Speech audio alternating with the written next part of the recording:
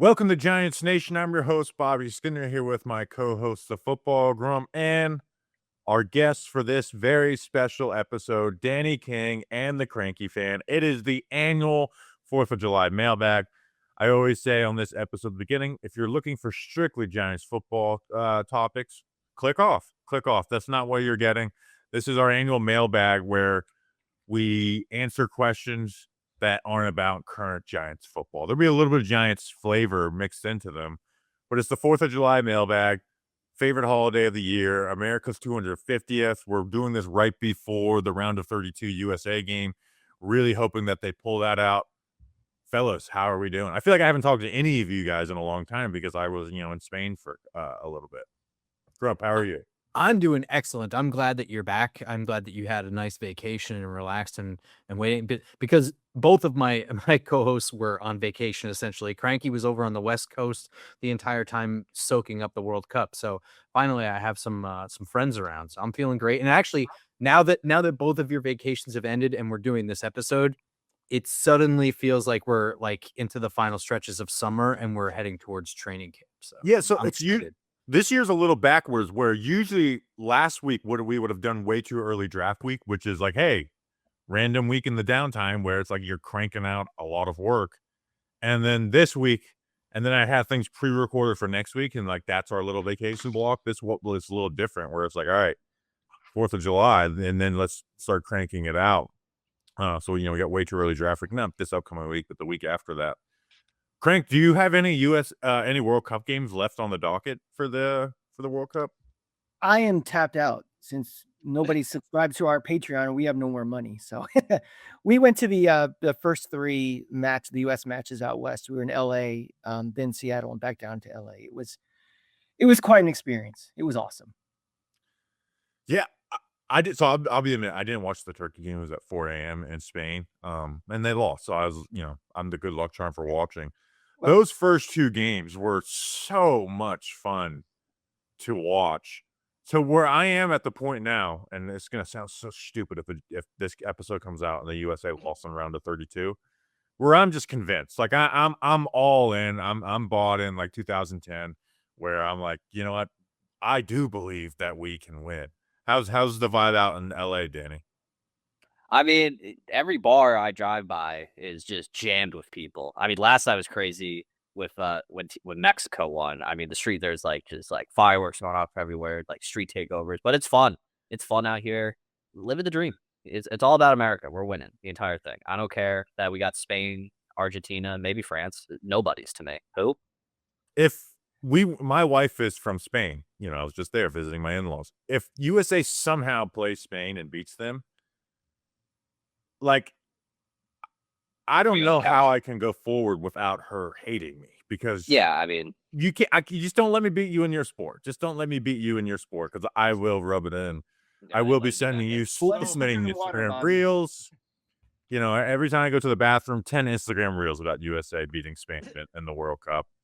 Listen to Toby Keith for an entire week on. oh yeah. So what you do is you put together the shit talk with a nice gesture at the same time. So you make her breakfast or something, but it's red, white, and blue. You know what I mean? Yeah, exactly. So I'm very excited to. I need to put the horse before the cart because I'm very much like, all right, so if we play them in the quarterfinals, then we could win. But this has been here's the thing: USA probably has their best shot in a long time to do good, and this World Cup feels very random. I mean, right now I'm watching. Oh my God, Belgium tied it up, and since we got on, Wait, they tied it up. yeah, I was just gonna be like Senegal's up 2-0, and I look on my TV, Belgium. What were the time of their goals? My God. All right, well, I was gonna say Senegal beat Belgium, but That's hilarious. they didn't. But so it's like the perfect. Oh wow. It's the 86th and 89th minute. Oh my gosh. Wow. That's like that's similar, what Harry Kane did for England earlier today too. Oh, I gotta turn it on. Once a spur, always a spur. Yeah. So it's very much and it being in USA just gives it that extra juice. And that was my like way of, communicating with people in Spain was like, hey, here's a picture of us at the stadium the final is gonna be. El Fino del, Copa del Mundo. I can't wait to disappoint the world. It's been amazing here in the city. I mean, we're on a month-long high from the Knicks right into World Cup, and as soon as I got back, there's watch parties all up and down the street here.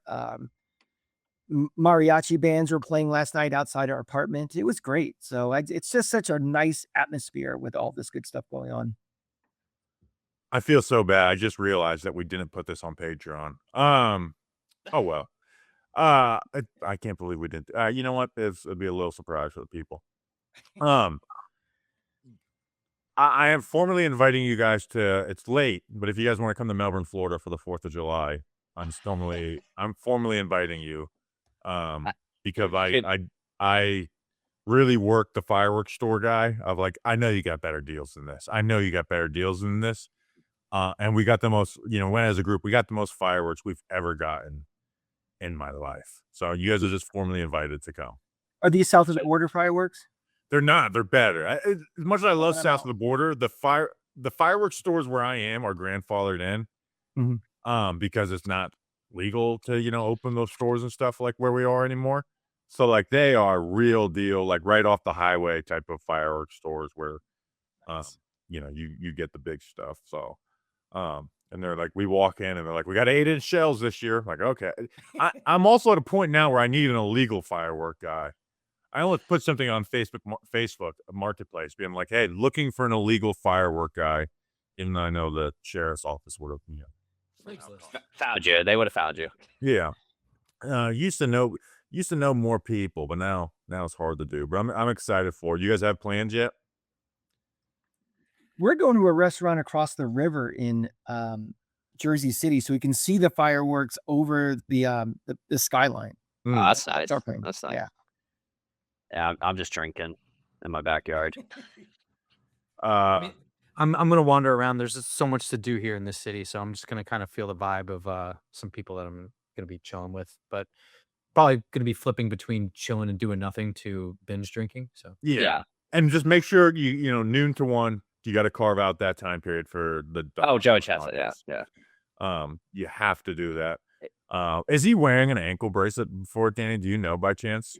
I don't think he is. I mean, that body cam video, the post god was, obviously it's a bad situation, but hilarious that he did not remember that.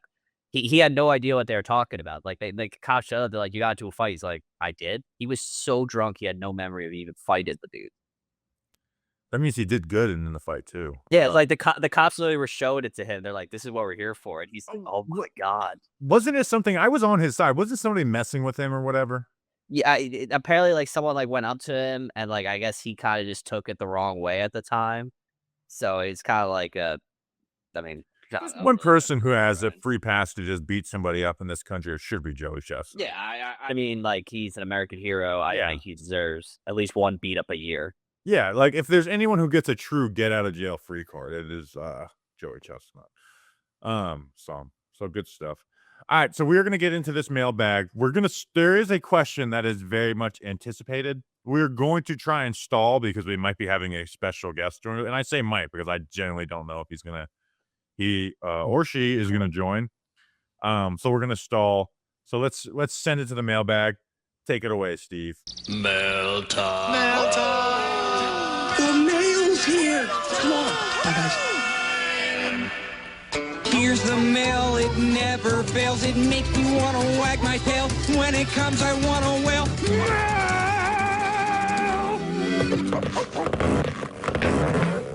Thanks, Steve from Blue's Clues. Danny, let's get into the mail. First question comes from Shawnee Smiles at Shawnee FK. He asked, who would make up your all-time Giants World Cup team? But for all-time Giants, we're doing current Giants, I believe. Yeah, so we sometimes change around the question a little bit. So we're going to snake draft some other stuff. I think because we need 11 people and there's 90 people on the Giants, we should work as a team on putting this together. And so we are all Pochettino in this one. Yeah, so yeah, we're Pochettino on this one. There is players I have a lineup. And I'm going to be like, hey, we can move this guy here and there. I'll give you guys my arguments for it. Can we start at goalie, though? Let's start it. Who would be on the count of 3, say who your goalie would be, and then let's talk about it. 1, 2, 3. Malik Burns. OBJ. Reese. We all went different. Oh, I thought we might get some common ground on this. So Malachi Fields is 6'4".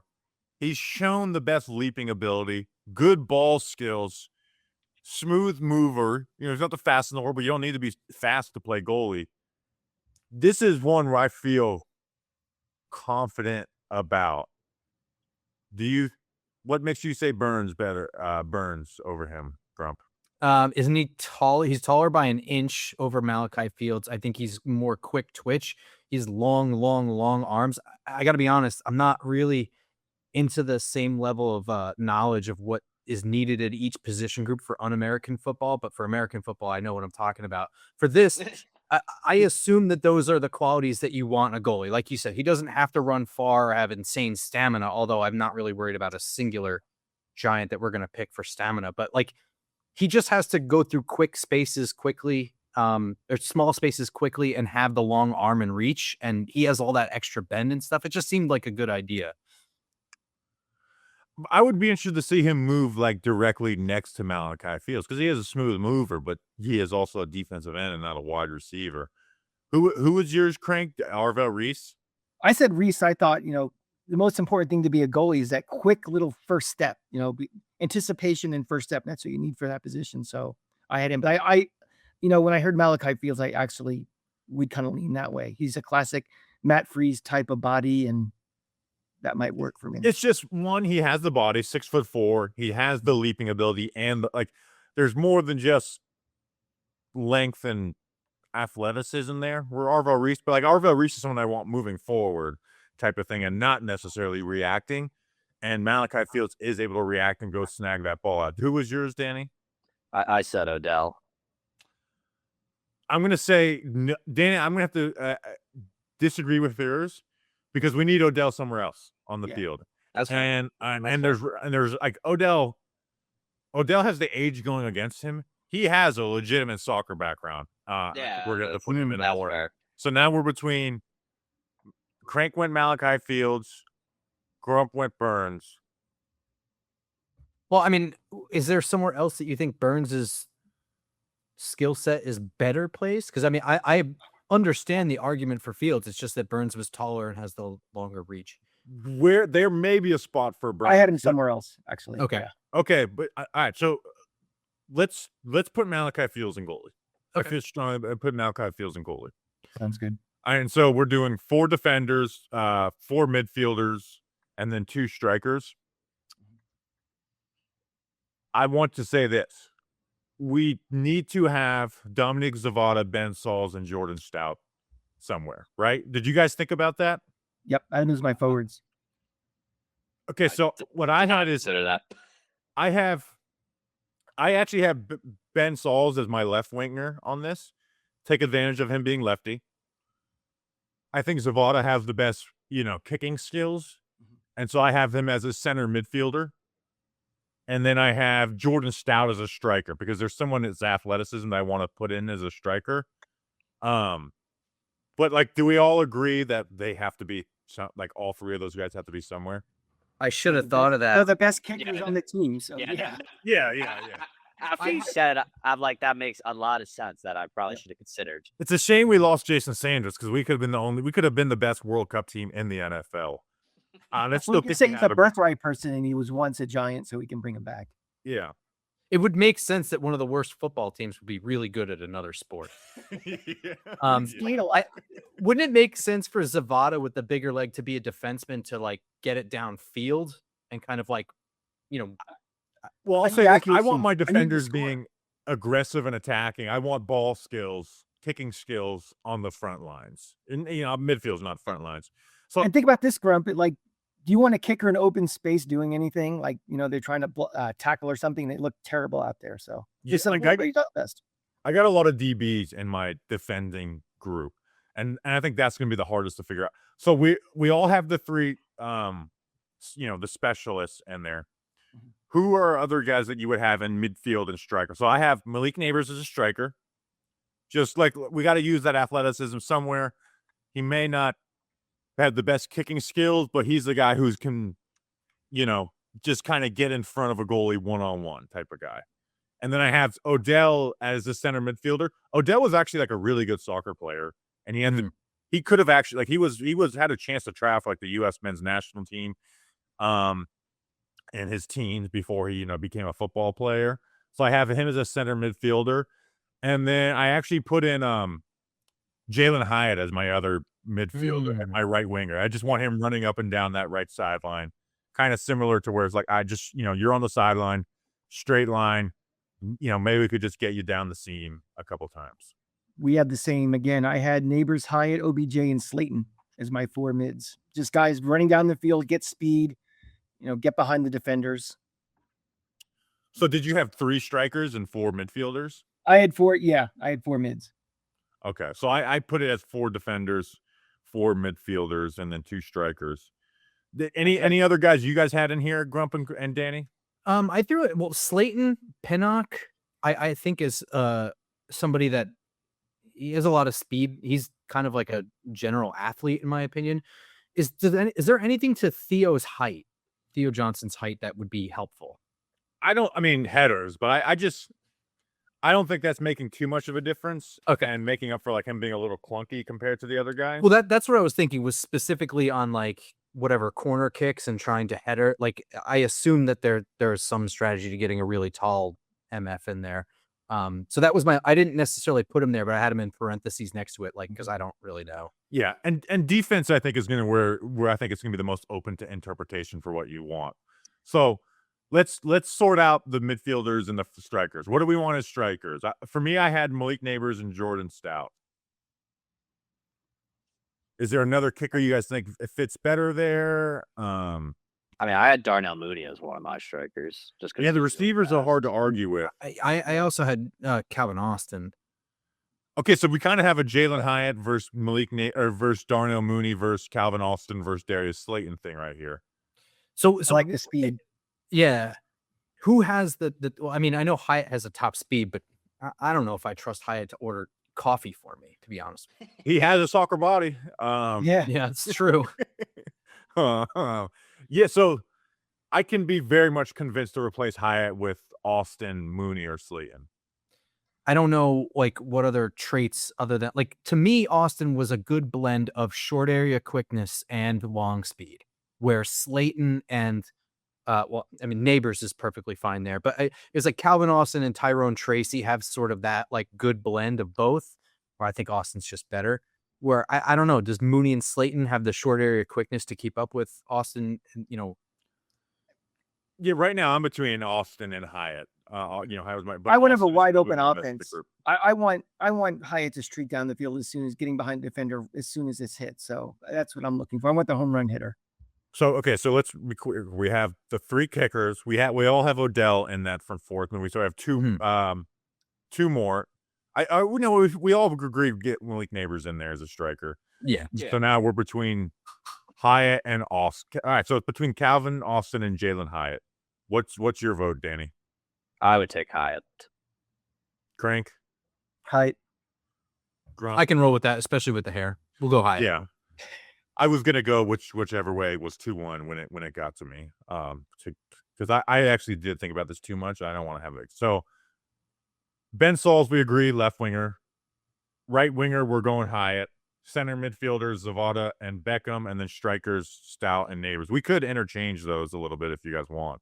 Mm-hmm. But Odell is a very skilled soccer player, and we could replace Zavada with Stout. We're gonna make a graphic for this. All right, defenders. This is where it's wide open. Yeah, I did Tyrone Tracy. I think actually played a little bit of soccer before. That was the only other guy I could find, and then I just went with like I threw Drew Phillips in there. I've seen him jump over a car, athlete, aggressive. Colton Hood, former baseball player, so he's multi-sports, extremely athletic. And then I just threw Patrick Ricard in there because if we are making a soccer team of football players, we get one guy that's just gonna lay some people out. Yeah, that's true. I like your thinking because I did the same thing, but I put Scadaboo in there instead. You're gonna beat the hell out of somebody. Let's That's let's a great put, point. Let's put the names down there. The only thing is Scatterboo, like, I almost look at his blocking. I'm like, you're going to, on defense, I want you to be aggressive, but not whiff. Scatterboo's headers would probably be great. He's probably like, because he run his head into Drop a the wall. Through Yeah. the back of the net. So I understand we should probably get, but tell me your 4 and we'll see what common ones we have. So you had Scatterboo and who are the other 3, Grump? I had Hood, Banks, and I had Zavada there, but we've overruled that one. So we had Hood in common. I thought Banks was kind of like fairly good athlete overall. Yeah. Not really a good corner, but Yeah, good athlete. Crank, who did you have for 4 defenders? And I went a whole different direction. I went Newman, Holland, Burns, and Thibodeau. I want guys in space who can cover a lot of ground. If somebody gets loose behind the first line, that they're back there to make sure that ground is covered. And then you can have guys like Thibodeau and Burns just lay someone out if they have to. Danny, your 4. I had Scat. I don't know why I put Eric Gray, just because I don't know, just felt. I almost randomly put him in there too. It's like a soccer haircut. Yeah, I was like, I don't know. I feel like he could be good at that. And then Banks and Abdul Carter as my defenders. All right, so we have 3 guys who have 2 votes, that being Cam Scatterboo, Colton Hood, and Deontay Banks. I want to put Colton Hood as a center defender because I just trust him the most.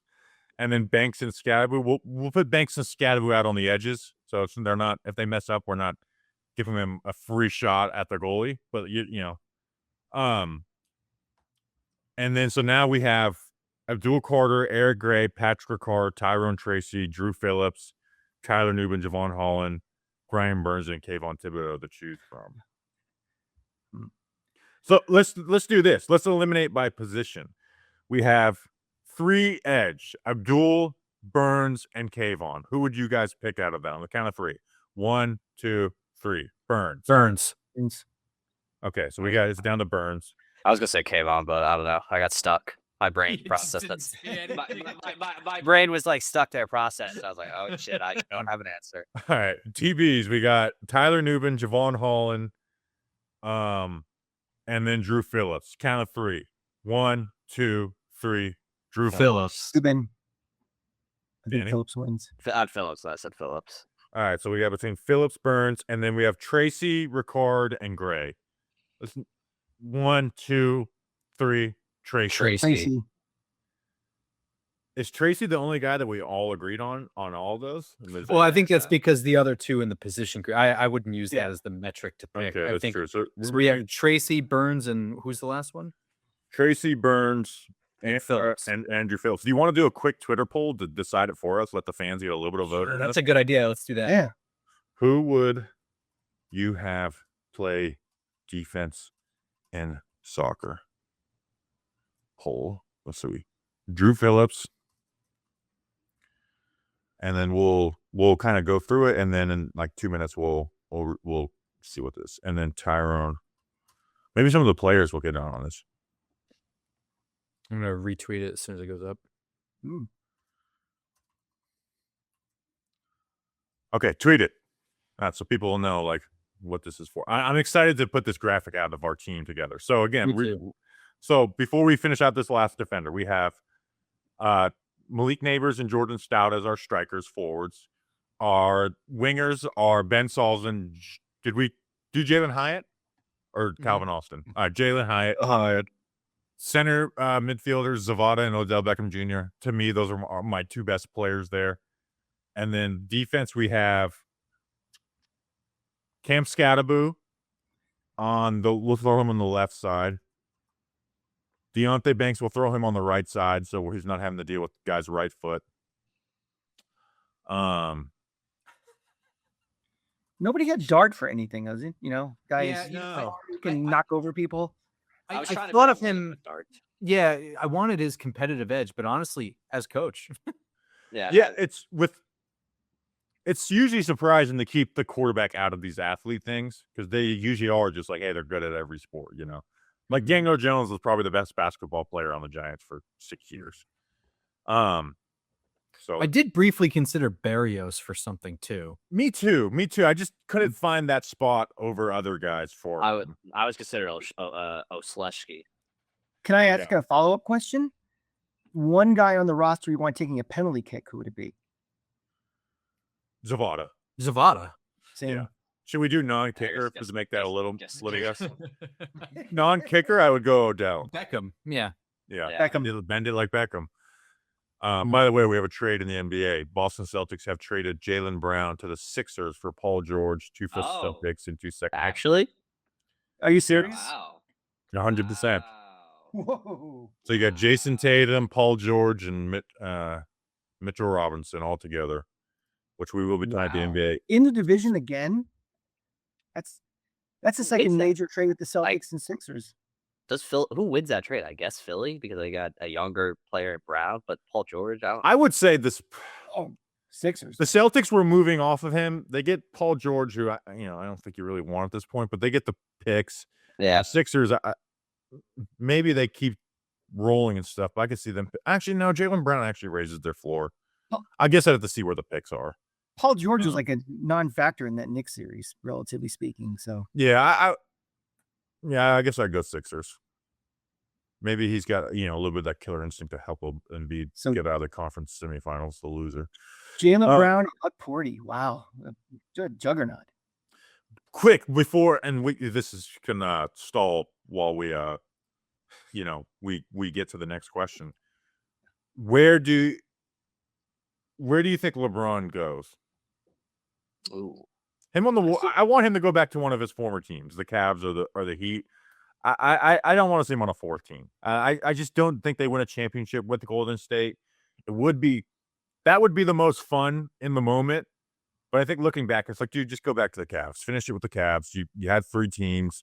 The Cavs were the team that drafted you. You won you went back, won a championship, and you did your swan song there. Because how can him and Steph Curry would be doing a retirement tour at the same time, basically. Yeah. Which Yeah. those are both players who should get that retirement tour. It's just It's not I'd go back fair. to the Cavs is what I would say. I mean, the Heat could be fun because of Giannis. But I kind of want to see him go to San Antonio, and Wemby. But they're saying that they're a team that has interest, and I think him and Wemby could be kind of fun. I mean, how much are you really expecting him to play? I mean, he's 42. I mean, the mileage is up there. He was hurt a little bit, quite a bit last year. I think he's going to Golden State. I think he is everything move he has is calculated, and it's all about maximizing ratings and maximizing Q score and everything. So I think he's going to the Warriors. I think so too. There's too much smoke around. And again, we're doing this. This episode's coming out on Friday. All this stuff is going to be probably answered by then. But I think it's going to be the Warriors as well, which again will be the most fun to pay attention to in the moment. Because it does feel like now I think the Knicks and Wemby being in the finals really gave the NBA a bump. But it's felt like the last 5 years almost been like, oh man, remember when LeBron and the Warriors and stuff? That would be the big most piece. fun in the moment as someone who that was probably my peak NBA fandom was. For the record, Cranky Wife is a huge Warrior fan going back to the TMZ days, and she is adamantly against bringing in LeBron. That happened to a lot of Lakers fans. Now LeBron when he went to the Lakers was much better. But it was very Lakers fans were inherently LeBron haters because of Kobe. Right. And but they're like, oh, now he's like, and LeBron had those the people I finals. argued the most with about how good LeBron versus Kobe stuff were now like, oh, now he's on my team. This is weird. There's All right, honestly a LeBron versus Kobe discussion. I really don't think there is. There is. There shouldn't be, but Kobe fans I think are Still out there. well, they just believe in their guy more. They're not there to listen to your points. They're there to make their points, I say. Yep. And just it's like I still think Kobe's great, but this is a little crazy. Drew Phillips has won the poll. There's only 37 votes. I mean, it's quick. It's quick. Yeah, we're at 53 votes. But here's the thing about these polls: they don't really change much over time. And it's right now, Drew Phillips has 57%, Burns 28%, Tyrone Tracy 15%. So Yeah. At least we know it wasn't an easy answer for the rest of the universe either. My camera just froze at the worst time possible. I was mid yawn. It was the worst freeze I've ever seen in my life. That's besides the point. I did not get to see it.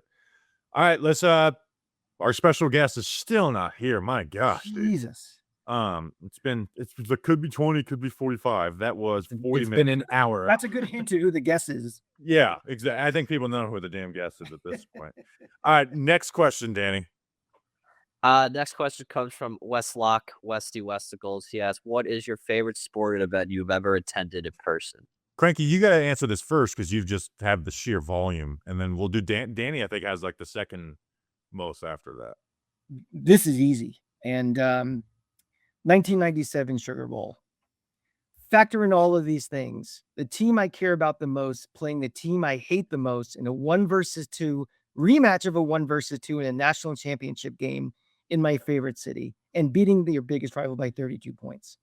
Nothing. That is the greatest story ever told. I'm sorry, Bible. Sorry, Jesus. That's the greatest story ever told. The Knicks game 4 is probably in all of my pro games I've been to might be number 1 right now, more so than the Helmet Catch Giant Super Bowl, but it's the greatest story ever told. So number one, didn't know you were there for that. What's that? I didn't know you were there for that. That is a great answer. As I was like, I didn't know where you're gonna go. I was like, what's was he at a Super Bowl or whatever? And that is a great answer. Gators over Florida State. In that game, like you said, it was the rematch as well too. So, and that was the Gators' first national championship. That was Danny Werfel. It was Stu Spurrier being proven right that Florida State was being dirty. It was all of these things. It just yeah.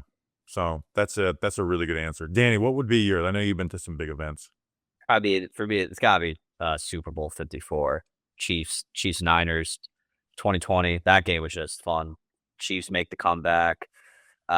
In Miami. I just love that stadium. I know it's old, but I love Miami Stadium. So that'd probably be my one. I mean, second, now it's biased just because the first game in Ireland was really cool to watch all the Irish people get to experience their first game in person. That was pretty cool. So I say those two are my top right now. Where were you located in the stadium for the Tyreek Hill catch in that Super Bowl?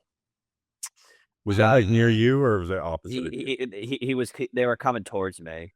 So I had a very good view of that catch. I think that's the play from that Super Bowl. Having a good view. The only other one is Jimmy Garoppolo overthrowing it, because that was that's a huge moment right there. Yeah, that's a good one. That one had to be a little sweet, Dan. That was like the last live sporting event that happened, and for 2 years, besides some random NBA games. I do remember we were getting on the flight, and I was like, everyone. My mom was like, we gotta wear masks. I was like, it's gonna blow over. This is nothing right here. I was like, come on. I was like, we'll be back to normal. And then all of a sudden, except for that 2 years, you couldn't go anywhere. I still we're no sporter. I still wear a mask. It really was Rudy Gobert. And the funny is, sports, it's Rudy Gobert basically made everyone take it serious. Like, oh, wait, we're missing games. And I never, Rudy Gobert got a lot of heat because he did the whole touch everyone's microphone thing. And then he was the first NBA player to get it. That was objectively, that is something I would do. That was objective. I mean, that felt like a skit, the way he touched all the mics and then he infected the entire arena. I still remember that vividly, where it's like, oh wow, this is real. I was like, I guess we'll play video games and watch Tiger King. Oh my God. I hand to God, still haven't seen Tiger King. There you go. How have you not? That was the first. I think that was one of the first things I ever so watched. annoying about it. They're like, you haven't. I was like, I'm tired of looking at his face. I don't even care anymore. Well, because that was probably the first thing I ever watched at the same time that everybody watched something. Yeah. Usually I'm like, hey, this show's really good. And it's like, yeah, we all watched Breaking Bad 5 years ago, dude. Mm-hmm. That was the first time I ever, because I was very much just like, I watch sports. That's what I watch. I'm a man. Grump, what's yours? There are a lot of different directions I could go. The first thing I thought of actually came in third overall, and it was Cranky and I were at the Odell Beckham catch game in 2014. But it was just the way it came down. So that was actually on my birthday. And I had, a girlfriend at the time was like, we have other plans or whatever. So I wasn't going to go to that game. And then when I woke up that morning, she surprised me with tickets. So even though I go to lots of Giants games or whatever, it was like planned that I wasn't going to that game. And then it was like all just a big hoax to get me to go to the game. But ultimately, like, we lost that game. So like, as much as I love that moment and I love that I was there for it and it's my birthday and all that, just the whole night was really good. It wasn't great because we lost. The next one I thought of was probably the only playoff win in MetLife Stadium Giants history so far, right? At the stadium, was against the Atlanta Falcons. And it was just, I knew it walking to the stadium is we're going to decimate this team so good. And it was like the most bumping I remember MetLife feeling in a Giants game at that point ever. And in retrospect, I'm not really sure, but like, the classic Hakeem Nicks where he catches like a slant and there's just no defender around him and he just takes off and goes for a touchdown. Like, I remember feeling the floor like shaking when that was happening, which is just not something that's ever happened at MetLife again. But ultimately I went to Gators LSU and watch Joe Burrow throw a pick along the sideline in Gators with a huge upset. That stadium was legitimately shaking, and I actually thought was going to fall apart. That was the loudest, the most wild, and I don't even remember what happened after the game. I got so annihilated. We were favored in that game, by the way. Well, That was Joe Burrow year 1 in LSU, right? Because they went on. That is correct. Yeah. Correct. Okay. Still though, I mean, that was such a neck and neck game, and that was like the point in which the game broke open, and it was like no other sporting event I had been to. So that's going to be my number one. I am so excited for us to go to that Gators game. Which, Danny, if you can make it to Gainesville on Labor Day weekend, you're more than welcome. Someone's popular over there. Yeah, our guest. I should have known. I shouldn't have invited him because I knew that this was going to be our special guest. Who are the Gators playing on? Wait a minute, hold on. FAU. So they're gonna win. People went to FAU. They're gonna win, or it's gonna be one of the funnier things to ever be at. Which I was at that. Remember their game where the Raiders beat the Bucks in overtime, and there was a record for most penalties in a game by the Raiders. It's a random regular season game. That one almost tied, and I was with diehard Bucks and Raiders fans who talk trash to each other so much. And I was like, please give me a tie. Please, I want to witness this car ride back, this 3-hour car ride back. For me, I haven't been at like these iconic events, except for like the Daytona 500, but it wasn't like, I've been to 2 and they weren't like these most special ones or whatever. What I have been though is to 2 sentimental moments for me. One is my favorite racing team won in Daytona, Wood Brothers. It's the oldest team in NASCAR. It was their 100th victory. They hadn't won in 7 years. The odds of me seeing them win was so low, and being there for the 100th was crazy. And the fact that it was the night of a Giants preseason game, and it was the first time I ever skipped any type of thing like that for the Giants to go do something else. And I was like, you know what, let's just do it. And so deciding to skip that to go to that made it work. I was also at Eli Manning's last start against the Dolphins, and that was a very special moment. So I have a hard like being at Eli's last start is very like, hey, he's had a great career. I just happened to, go to a late season home game and be there. The Wood Brothers one being so improbable would probably be my answer. But the emotions were high in both. I mean, I know you guys were at that Eli Manning game. And we got the whole fourth quarter was basically like a thank you Eli fourth quarter too. Right. Because we won pretty fairly easily in that game. That was a really special moment as a Giants fan for a regular season game. I have 2 giant ones besides the 2 Super Bowls that I was at that we won. The 41-0 2000 NFC Championship game was special because Minnesota, I think, was a 7-point favorite over us, and we just beat the holy hell out of them. Ike Hilliard, my favorite Giant of all time's greatest game. It was fantastic. And there was a game in 1991 where the Giants played down in Tampa right before Thanksgiving. And Ray Hanley was the coach, and he decided to bench Phil Simms after the Super Bowl game with Hostetler. Hostetler was starting, and Hostetler got hurt in that game, hurt his back. and they brought Sims in the fourth quarter. And Sims is probably my second all-time favorite Giant. And he hit Stephen Baker, the touchdown maker, in the end zone with about 20 seconds left, and we won that game. And there's probably 60,000 Giant fans in Tampa at that. So those are my two Giants, special memory games for me. Yeah, those are some good ones. All right, our guest is not joining. So the next question is the You want me to ad, do- Danny, and then we'll start Yeah. at the top after that. All right, I got you. Next question, which isn't an ad. Tommy Edwards at T Edwards asks, if you could do a live show anywhere in the world, where would it be and why? Sussex County, New Jersey, August 14th. We are running it back with the Sussex County Miners. August 14th. Extremely excited about that. They're also going to have a Just Jersey drone show for, post game for that. Inspired by all things New Jersey. You guys see LT win the Jersey Hall of Fame. They should put on his shrine Sir Lawrence from the Meadowlands on that. Him and Tony Soprano. Yeah. But like that's why, for his acting. In the Sopranos. So really excited to be working with the Sussex County Miners again. We have breaking news. Danny King will be in attendance. It'll be Danny King's first ever live show attended. License plate guy will be there. He'll be throwing out the first pitch. It's gonna be a fun time. Last year we did the live show on the field, and people were kind of on delay because we did it through the speakers. This year we're not doing it that way. We're gonna be on the concourse. I'm gonna put a lot of time for meet and greet and hangout, a lot more than we did for Binghamton. So Sussex County Miners, August 14th. Go do that. If you don't have any plans for this weekend either, we were there last year and it was just a random Saturday, and the fireworks show at the end of it was nuts. Vincent, who is the GM for the Miners, texted me.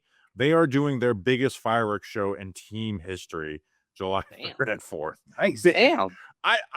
I'm almost like, I'm very excited for my fireworks. I am having FOMO. It's like, oh my gosh, because they go all out for this stuff. Like they take like trying to make the game an experience, make that a real deal. They don't just kind of do the throwaway, like, run of the mill minor league stuff. They are really trying, to give you the best experience possible. So if you don't have any stuff there, they, have Star Wars night on July 25th. They're doing a lightsaber giveaway, which is in Wallington night, August 1st. The night after our live show, the country night, and post game fireworks. And so they got a lot of cool stuff coming up. So very excited to be working with them. They were the #1 sponsor of Giants Nation show. So if you're in the area, go support. If you're not, go buy a hat from their store or whatever. Go support the Sussex County Miners. There's my first pitch ball, and there is Herbie the Miner. So Herbie. very, very excited for our live show. We can also answer the question. Grump, what I want to hear this, because this could have some pull of like us doing a live show next year or 2 Ha years. Long Bay. That's in Ha Long, Vietnam. It's I'm kidding. I'm kidding. The question it is would make anywhere in the sense world. for us to go to Vietnam at some point. Be like, That's hey, a we Just actually did Giants it. podcast show. For I need to see it happen. No, so here's an actual. I tried to think anywhere in the world, and obviously start thinking of like famous landmarks to be in front of or whatever. Once you expand it to the entire globe, but then I tried to think of something else. And what if we did a 24-hour live stream in like super far north, like Norway or Sweden, where like on that time where they literally get 24 hours of sunlight?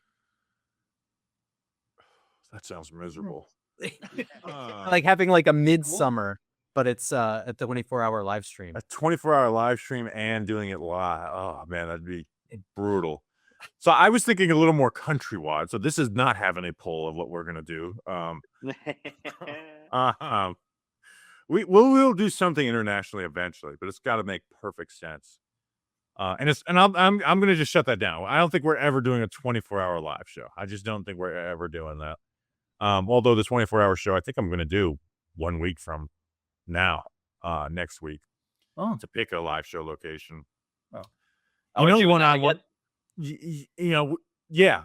This time is not for a plane. Oh, and that's another thing with live shows is they do cost money. And I think I'm going to put together, if people are interested, like a live show sponsorship package where it's like you get the episode before, the after, the live show, and social push. and it's not going to be super expensive. It's just going to cover travel costs. Like, we're not trying to make money off of it. Now, if you're saying, hey, we want to pay you to come to this location, then that's something we got to discuss more than that. But just like, hey, we want to sponsor a live show. All right, here's, a very fair price. And it's a little more of a, like, when you do that, you get more bang for your buck, I think, too. So we want to do that. So what was I saying? Well, Where you were Around the going more horn. countrywide. Yeah. Oh, yeah. You know where we want to do all 50 states? You know where South Dakota, there's one bar we have to go. Oh yeah. Absolutely. Yeah. Kid, go to Denver. You can't you can't go anywhere else. Yeah, and we're gonna get it like a new, like, what are the like a step and repeat or whatever, like those background things. It's just gonna be the photo of Dallas Skull getting knocked out cold. Interviewed like the bar owner and stuff. Crank, do you have any ideas? I am a take live show idea guy. Like, you kind of sparked the South of the Border show. You saw that I was there and texted like, hey, can we do a live show here? And then it happened. I thought a little differently than a location. Mine was at the Giant Super Bowl parade. Well, we have a question about that we will talk about, because it's something I legitimately fantasize about all the time. Gross. Danny, do you have any ideas for a live show location? In the U.S., the Grand Canyon. Yeah, that makes sense. I've Just never for been. you. I never been. Me either, and that's something I plan to eventually go to. So we could set up shop in front of that damn. I mean, like, thing. I should probably road trip across the country, but I'm not. That was kind of like all my idea. If I was going to drive back to New York, I would go to the Grand Canyon. But then I was also like, God, in the middle of this country, what am I going to do? You should do that though. I just did it. Like this past week, coming from Seattle to LA, we drove through Boise and through Reno to visit family. And it's the first time I ever drove out west. And it is a big country with a lot of space. Oh yeah, Nothing. Yeah, I lot- want to do a Route 66 tour. Yeah. Or we have to get an RV for that. There's a couple like Pick a van. abandoned dead towns out west. That would be a really sick place to do like a live show. It's like one of those places where there's just like nothing going on, or like Roswell. Yeah. The issues, we got to do one, like you said, one of those abandoned towns and stuff. I'm hoping that the 24-hour show gets us just somewhere totally random. Like, when you think of last year, Binghamton winning was because the other answers were Rutt's Hut and New Jersey. Which I mean, we should do eventually, but yeah, but that's also like, all right, that's the easiest thing ever. There's Yes. nothing that's that cool about it besides Rutt's Hut. Vietnam, which would have been pain in the ass, and the other one was Dallas, Texas. pain in the You know ass. what I mean? The whole which also I gotta tell you, been to Dallas and I've ate some really delicious food. It's a kind of a boring city. Yeah, that would be the most boring for that to win, because that would be just like, hey, we're gonna go to a Cowboys game, a Giants Cowboys game. It's a big strip mall. That's all. We'll do a live show the Saturday before. Like It's like a very corporate city too. It's just there's not a lot going on. It's very boring. yeah, we could that's do it from the grassy knoll too. yeah. All right, so Okay, that's when Kennedy got shot. Yeah. Thank you. Thank you. Had no idea what that was. the rooftop. So the grass. I went to that and I went through the museum. Bell just tweeted out the video of him getting shot. He's like, here it is in high resolution. It was the Bruder film. Yeah. It's like, I was like, oh my God, I've never seen it like this, dude. Why would you tweet this out? Like it's 7 a.m. too. It was in JFK. They showed it like 30 times in the movie. I think my 8th grade teacher showed me that video when I was like in middle school. My 6th grade teacher, I won't even get into it. She said that she debated showing us. So 6th grade, what year was I in 6th grade? You're It'd be like 10? 11, 12. 10 or 11. So 2001, no, it was like 2002 or so. There was like a beheading, and she's like a union citizen and member, and she almost, I don't know. The reporter from the Times got beheaded. Yeah. Yeah, and she's like considered showing that to us. She would have been fired so quickly if that would have happened. Yeah, that's insane. But she didn't get fired because she didn't do that. All right, next question, which means we're starting at the top because snacks of the most predictable thing is we said we're recording at 5:30. It's 6:40 and he is still not here. And he just texted us like 15 minutes ago and said in 2 minutes. No, he said we would have an ETA in 2 minutes, which we still don't have. Jesus. I'll get to the next question, but not just for y'all's enjoyment. It looks like Belgium, I think, has a penalty kick coming up. Oh yeah, I'm seeing that right now. The next question comes from Drew at KJ. Is it Hammer or Hammier. Hammier? I think it's like a KJ Hamler play on. Yeah, that's what I'm trying to figure out. He asks, does Bobby still think the Knicks are one of the most least likely New York teams to win the city's next championship? Do you want me to read the next question as well? From Yeah, Moneymaker group Mike? together. And Moneymaker Mike asks, if you had to put your paycheck, I don't get one these days, on one of the New York sports teams winning the championship next, who would you choose? So this is a two-parter. This was our annual question. Let me ask you this, Crank. Yes. Danny's a Nets fan. I'm a Nets fan. I don't think Grump's a huge basketball fan of any basketball team. You are a diehard Knicks fan, season ticket holder. Mhm. Before we get into the whole, debating stuff like that, can you believe, like, had you ever, like, I can't believe this question has been answered and it is the Knicks? Has that hit you? Like, how many times have you done, like, I can't believe it's happened? Because it's felt like a New York team was never going to win a championship again. Well, I don't like any of the other New York teams, so other than the Giants. So to me, I just can't believe. I still can't believe it. I see the little Instagram reels of the tip-in and stuff, and I still can't believe that's us. I've been following this team now for 45 years. I've been through, I think I looked it up, 11 coaches during my run as a Knicks fan, and I can't believe it actually happened. I'm not a defeatist like being a Jet fan or being a Mets fan where it's like, we're never going to win it. I just never thought it would actually happen. There's so many things. You have to be good. You have to be really good. They have to have a bit of luck to win a championship. And I just never thought it would happen. So Yeah, that's the thing is with part of my argument. And I'll say, when I fought this most vehemently, the Knicks ended up being right. But the Knicks also were like, their best number 2 and number 3 was Julius Randle and RJ Barrett. Like, I had no faith in those two guys specifically. You know what I mean? Yeah. And what they did after, like, the Cat trade was great. The OG Anunoby trade was like, I don't even understand how the Raptors did that. I guess they weren't going to pay him or whatever. But like, that's it. that was so easy. So those are two great trades. Here's the thing: is I didn't like the Mike Brown hire. I actually thought it was like, you know what, firing Tibbs is not stupid to do. I thought hiring Mike Brown was bad. Also, the NBA has changed the apron rules. I think that's the biggest thing. I still think it's the hardest sport to win a championship in. And I think the Knicks are a perfect example of that. Like, the injury stuff went well. Like that Spurs, that's that final with the Spurs, they led, 73% of it. Like, there's a couple of plays. We're going to play Belgium if we win. And like, I think Knicks fans would agree. Like, it's going to be so hard to win another championship on top of that. Obviously, I'm not saying like to be like, oh, you're not going to win 2. You're not a real champion. It is truly threading the needle in basketball, where I think there's a little more room for error in the other 3 sports. Yeah, I think basketball is the hardest sport to win a championship, period. And because, the NFL, 16 teams get in and it's single elimination. If somebody throws a pick late, game over, you lose.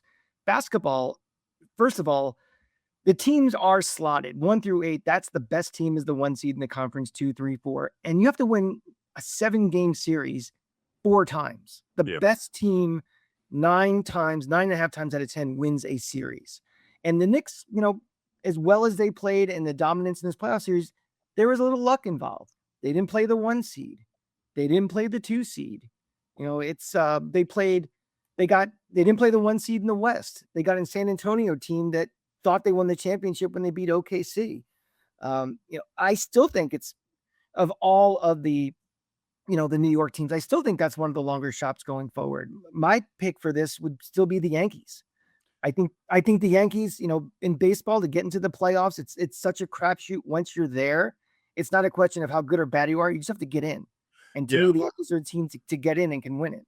We've done this question every year now for 4 years in a row. 4 years ago, I was very anti, like, this Knicks team is not championship contenders. Like, I just don't buy it at all. I was very anti. Last year when we did this question, I was like, I still pick the Yankees, but I will say the Knicks are the best team of the New York teams right now. Like I'll say they have as good as or a better chance. I still would pick the Yankees of like, hey, who's going to win it this year? I would still pick the Yankees over the Knicks with high, or whatever. But that was a lot of the argument. But also, again, 4 years ago, I did not believe in that Knicks team at all. I thought it was extremely. I didn't believe in it last year. Honestly, I thought OKC was going to repeat, and that was that. I thought Indiana before what's the name got hurt, or Halliburton got hurt. I thought they were the best team in the East next year. So I didn't have high hopes. And that's the thing. When Halliburton got hurt, it went like, oh wow, the East is open. And credit to the Knicks, they did what my early 2000 Nets couldn't compete. Where the Nets, you know what the most dominant run to the finals was before the Knicks? It was the 2003 New Jersey Nets, where they swept the semifinals and the conference finals. Now they lost to that Spurs team. So like the Knicks. That was a brutal East back then too. I think like, Antoine Walker and Paul Pierce Celtics were like the next best team. And then the Pistons were starting to, get more competitive at that. We think we sweep the Pistons in the conference finals. But yeah, dude, I still can't, like, even when I thought the Spurs were going to win the NBA finals, like I'm not a Knicks fan, and I'm still like, I can't believe that. Like, they have so many things going against them. One, it's hard. Their window has been open for a little while now, and they took advantage of it. And you just saw Mitchell Robinson sign, like, you got to have injury luck and stuff or whatever. But like, that window may be closing super. You have a bad owner and James Dolan. Like, I think all Knicks fans agree. That's like the hardest thing to win a championship is overcoming a bad owner. So I'm still shocked that dude. But my answer today, if we're restarting the question, it is still the Yankees. One current day, they're in a weak AL. I know the Yankees are coming off like 6 straight losses as we're recording this. Oh, they're in second place behind your first place Tampa Bay Rays, by the way. Yeah, but I still think they're the best. They'll be the best team in the AL. But here's where I believe in the Yankees more this year than in the previous 5 to 8 years. Maybe the Juan Soto year, I believed in them a lot because they had freaking Juan Soto and then Judge, Cam Schlittler. And then if Garrett Cole is at his form, that's a 1-2 that can win you series. And then if the Dodgers don't make it, like I have, if they play the Dodgers, I have zero belief in them. But I believe a team in the NL can upset the Dodgers, and then the Yankees are better than that team. I just think short series are crapshoots. If the Yankees played the Dodgers 25 times, they have no chance they beat them. In a 7-game series, yeah, I don't have much faith against the Dodgers, but like I said, it's just there's a lot of times where it's like, oh wow, that team lost in the AL or the NLCS or the NLDS, especially now that they've expanded a little bit. Can I throw some the Blue Jays? Go ahead. So I think it might still be the Knicks, and the reason why is, and you guys follow basketball way closer than I do, and feel free to just shit all over this, but to me, they're a team that can still get better. Like, we kind of talked about, like, there was a luck involved. Like, just overcoming the largest deficit in NBA championship history to win a game, that shouldn't have happened. But they can still get better. And the core of what they are is not falling apart after the season's over. Like, they're all kind of signed through 28. Normally, I would agree with you guys and go with the Yankees. I don't think they're going to win this year, and I think that baseball might really institute a cap after this year. And if that happens, the biggest advantage that the Yankees have should technically evaporate. Well, and that's what's put the Yankees at the top of this is they'll always have a top 3 payroll in baseball. Now I know the Mets have the second, but I gave the Mets hasn't done much. I went back and listened last year. I gave them the Mets were coming off that NLCS run. I gave them way too much credit. The Mets are a fucking joke. It's just like they've got Jets disease. Well, they don't though, because they spend the money. That's where right there, all the confidence was that Steve Cohen's going to put whatever money necessary to make that team good. The point is that across the board, if they institute a cap, the Dodgers, Yankees, Mets, none of that shit should matter anymore. It's going to be about building a team. And you were at Jordan on a couple of weeks ago where you guys were talking about Schlittler, and he pretty much said it is like the farm system for the Yankees. It's never right. It's never right. The guys they hype up are never worth shit. So, I mean, like the true farm systems, theoretically, if a cap gets instituted, should be the teams that start getting better. So I guess Tampa Bay Rays. But I don't know if the MLBPA is fairly strong. I don't know if they're going to agree. They will lock out. Right, that hurts the Yankee argument. Baseball for years. Right, that hurts the Yankee argument. And winning next year, there may be no baseball for next year and going forward. But that was my point. That's why I'm saying I'm not agreeing with the Yankees right there. That's why any other team that has an argument in this besides Knicks and Yankees. Well, there's a couple of other things I wanted to say. Number one, because people listening to this keep bringing this up, we're only talking about the core 4 sports here. So no, the WNBA doesn't count. No, the MLS doesn't count. These things don't count. So we're just talking hockey, basketball, baseball, and football, correct? Yeah. That's fine. I think it's just the Devils, Rangers, and Island. I mean, this is the first year none of them made the playoffs. No, it's not pro. St. John's not pro. Okay. It's the core 4 pro teams. That's what we're talking. So for me, it's Knicks first and Yankees second, and then honest to God, it's the Giants with the addition of John Harbaugh. I have more faith in the Giants than I do the Mets or the Devils or any of the Rangers, the Islanders. I have way more confidence in the Jets.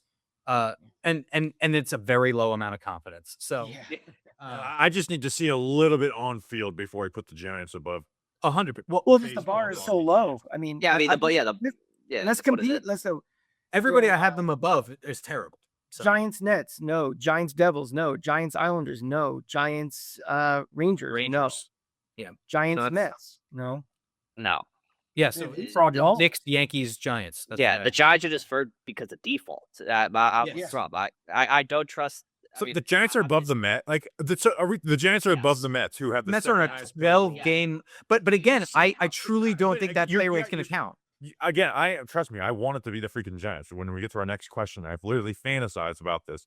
But like all the arguments against the Mets, it's like I have to look at the New York Giants. You know, like John Harbaugh. They just got one. It comes down to this. You know what I mean? Who has a better chance to make the playoffs this year, the Giants or the Mets?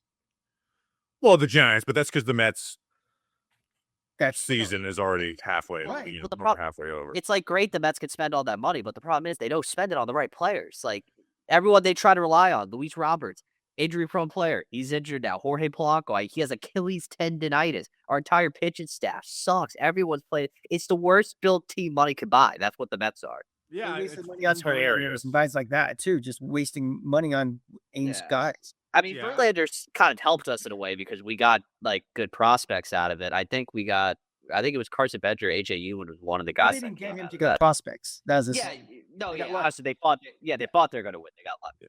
My point is, I just want to see some on-field product for the Giants before I. Oh, this is not an endorsement because they've just been so bad. So I believe in John Harbaugh and stuff. But there is a difference between playoff contender and then Super Bowl contender. And the Mets aren't championship contenders, but it can flip in baseball quicker than I think football can. But we'll see. Like I said, I think it flips quicker in football than it does baseball. Or is that what you just said? Did I just hear you? I feel like you get turned. Well, here's the thing: like the Mets, even though Juan Soto is unhappy and hates that he chose the Mets, and it was a clearly stupid decision in the moment. Okay, all right. He is an amazing baseball player, and you get lucky on a pitcher or whatever. I don't know. I just think baseball. One guy to change things around so much. And the thing is, the Mets do have the second highest payroll in the sport, and a sport that doesn't have a salary cap, and that should keep you competitive. They weren't in NLCS 2 years ago, but yeah, it's kind of crazy how bad the Mets have been for a calendar year. I just hope the baseball locks out and I don't have to watch it next year. It'd be my dream. I mean, I'll be honest with you. One of the reasons I can't stand watching baseball is because there is no cap. It's just boring watching, the Yankee fan. I like it. Yeah, but I understand.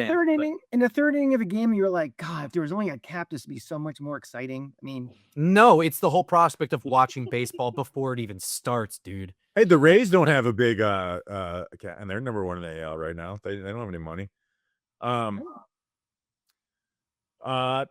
But the Dodgers, I will say, being on the other end of that, where my Mets family would be like, the Yankees, they pay everybody. I'm like, yeah, suck it. The Dodgers doing that right now is very defeating as a fan. I'm like, oh, they're just Yeah, it's boring. It Buying just seems championships. dirty the way they're doing it. Like, deferring hundreds of millions of dollars to way out in the future seems like you're circumventing fair play if there's fair play. It's Yeah. one thing to spend money you have. I mean, if you're a fan, you want your owners to spend money. I mean, we're going to kill Dolan for not going to the second apron to sign a backup center. But like, if I'm a Yankee fan, I want the Steinbrenner money to spend what they can. I want the Mets to spend what they can.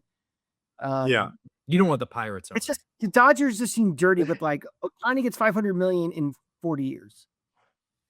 Yeah, so I It don't seems like think I don't think they'll get a salary cap in baseball through this bargaining, but I do think a good even ground, middle ground would be like, all right, contracts have to be evenly spread. Yeah. In baseball, I think the biggest thing that's going to happen, forget a salary cap or a salary floor. I think they're going to pool local TV money together because that's the biggest difference in baseball right now is the Yankees and the Dodgers get hundreds of millions a year and the Rays contracts like for 30 million a year. So if they pool all of the local TV money together and kind of do it like how the NFL does, you give these teams reason to spend more. I think that would offset a lot more of us having a salary cap. So, but I feel like you didn't do enough Knicks gloating on that.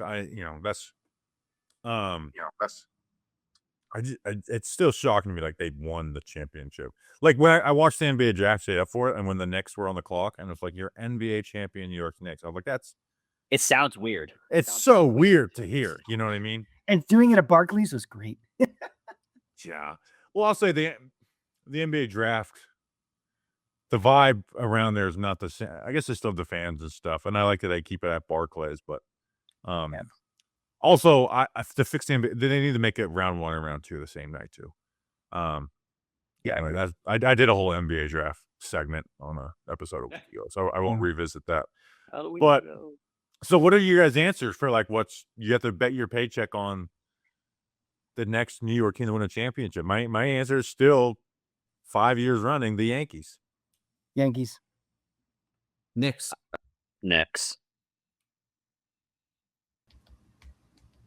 Maybe we should bet our paychecks on that.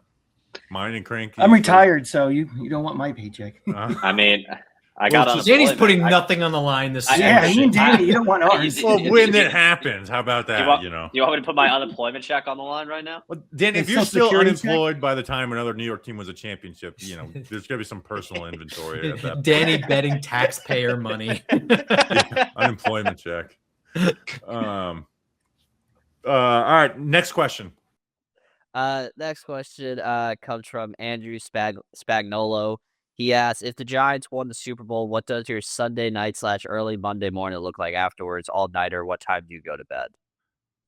Shout out Andrew Spagnolo, who asked a lot of good questions for this. I don't know about you guys, and maybe it's because I'm doing the show now, where it's a little more.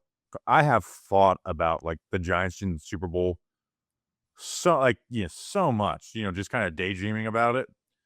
One, the entire week of being we would go to the Super Bowl city and just do shows nonstop. Like we'd just be live all the time that week.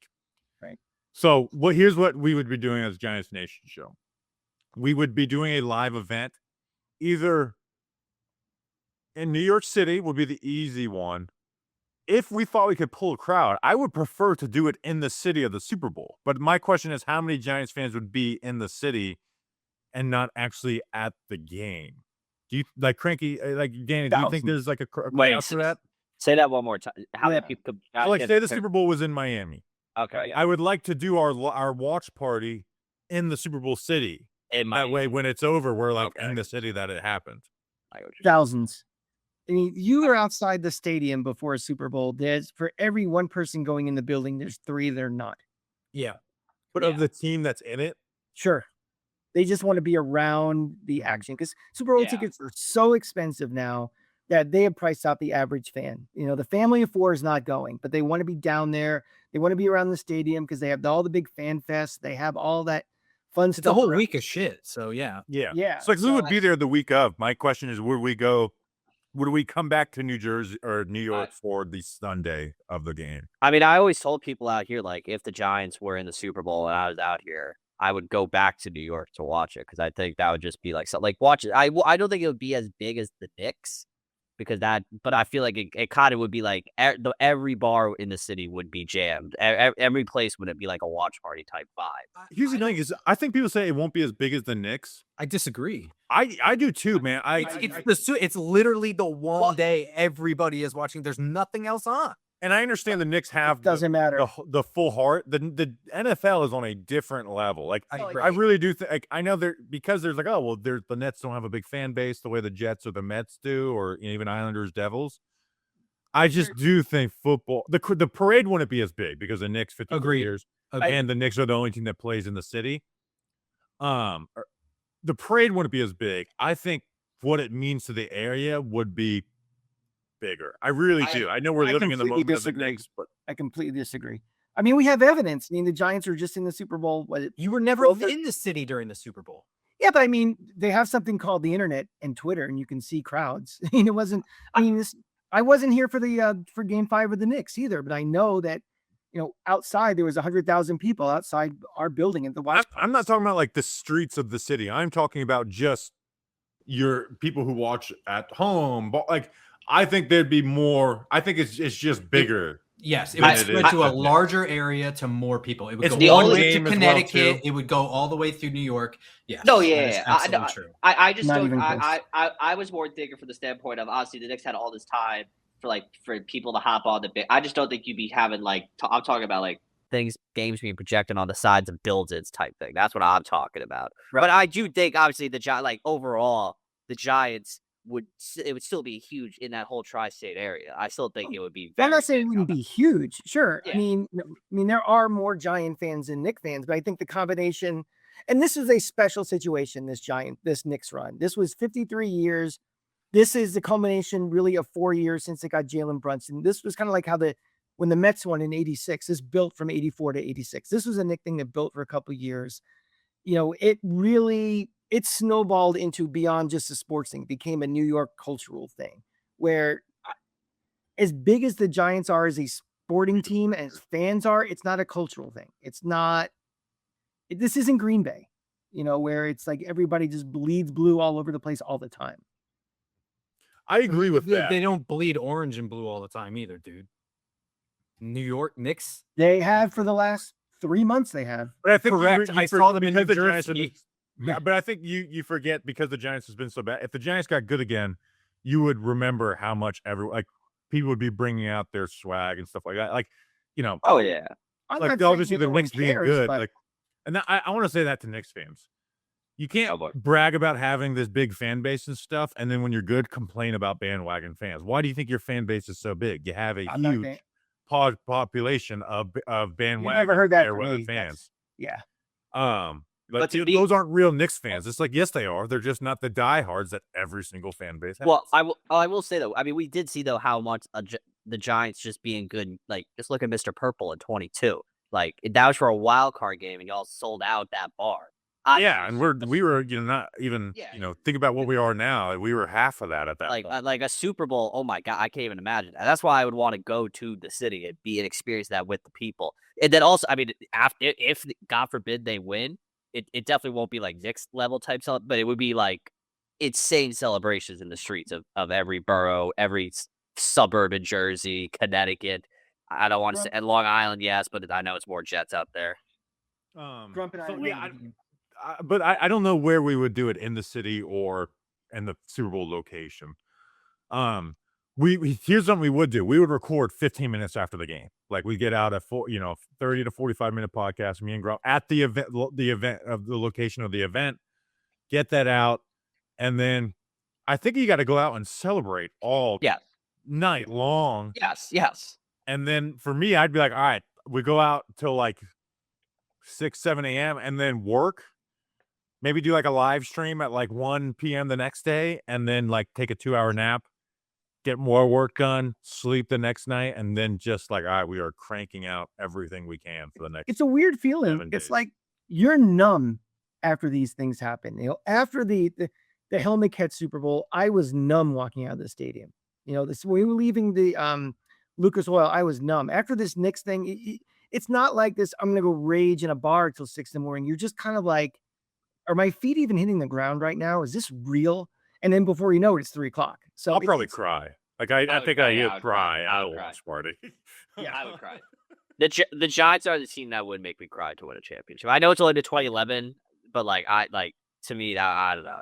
It's so much shit has happened since. There may be a picture of me crying after the Knicks win, but the Giants are a little different also because they've won 4 titles. You know, I was in 9th grade for the first one. I was in college for the second. The 2 happened. We were, it's not like something I've waited all my life for. So it hits a little different than we actually did it. Doesn't make it any less exciting or happy, but it just hits different. I agree. So like doing Giants Nation show clouds this a little bit for me, but they won the Super Bowl when I was a sophomore in high school and a sophomore in college. That's just about as good as time to win championships as a sports fan as any.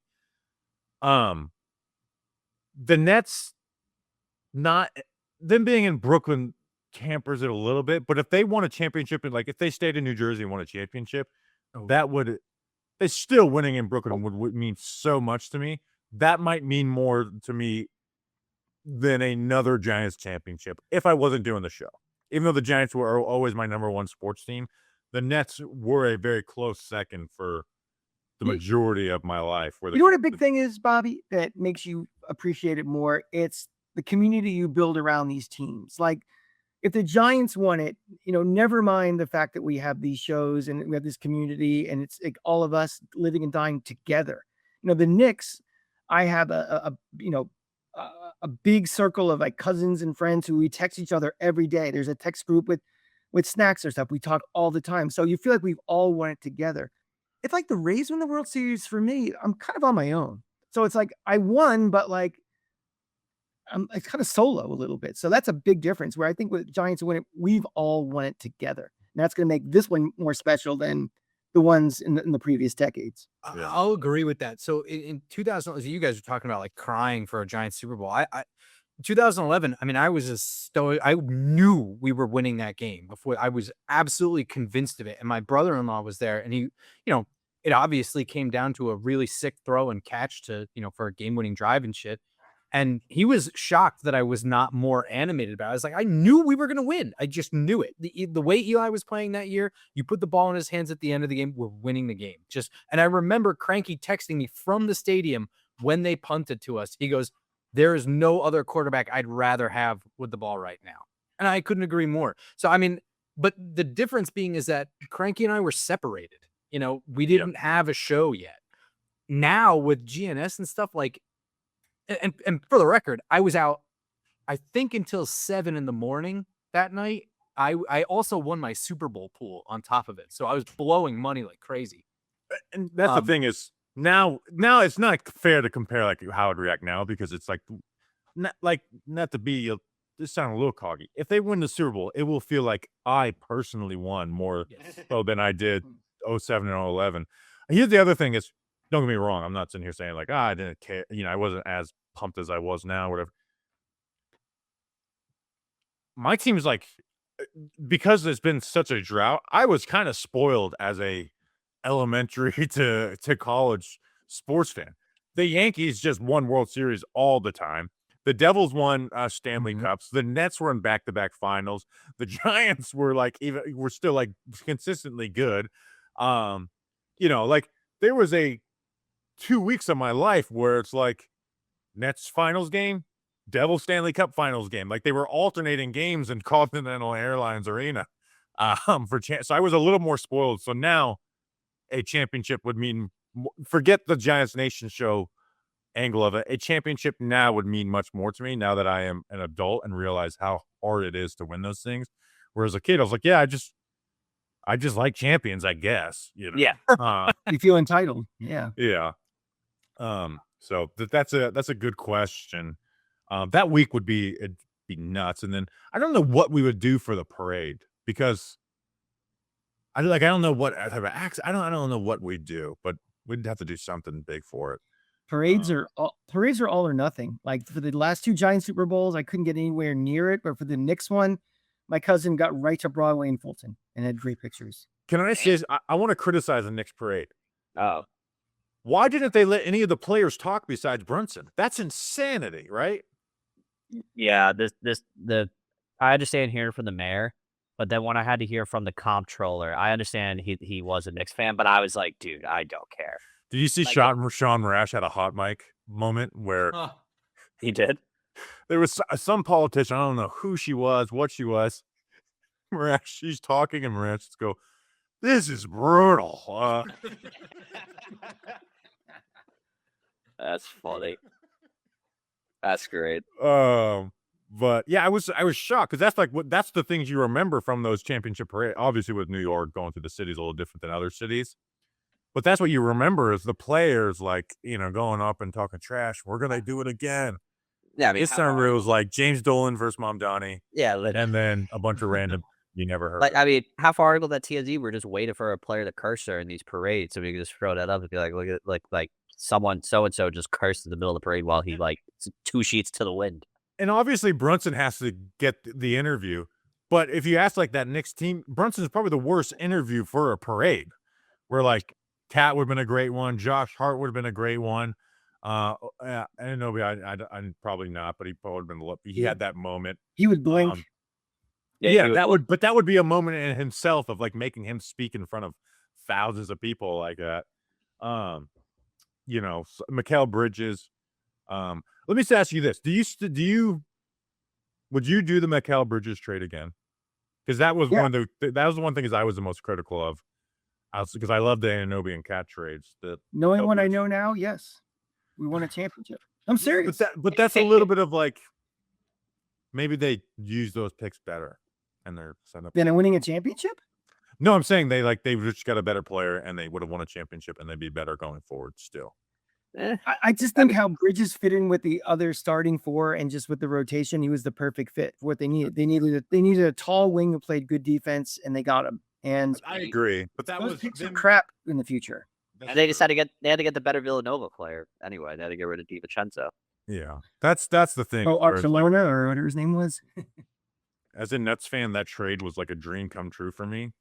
But and now the only thing I couldn't have happen was the Knicks win a championship for me to have that trade as like a big dub. All right, but yeah, would be do a watch party podcast right after. Go hang out, do whatever all night. Start working in the morning, putting stuff out on social. Do a live stream at 1:00, and then the whole week we'd be doing live streams and shows and interviews and all types of stuff. But I dream about it all the time. Next question. One day, maybe one day. Next question comes from it's Andrew again. He asked, outside of Florida, what college football stadium / environment do you really want to witness a game at? I would like to be in Michigan for Michigan-Ohio State. I feel like that's the best rivalry in sports right now, where there is true hate from the teams, not just the fan bases, from the teams.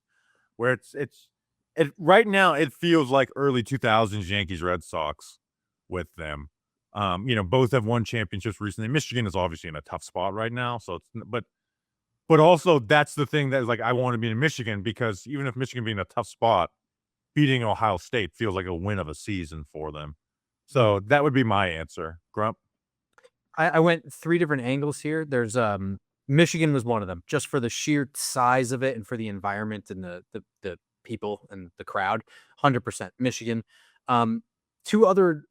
There's also just like stadium aesthetic vibes for college football, especially. There's just so many interesting and cool stadiums. And just 2 that I've always remembered that stuck out in my head that just look beautiful were App State and BYU. Just where the stadiums are. If you don't know what they look like in the context of the landscape around them, just Google it. Like they just look really, really cool. I'm a sucker for that sort of stuff. And also just for the history of it, for the fact that there's no ads in there. It's very football only. Notre Dame. Never been. It would go. Wants to go on. Right. It's a good one.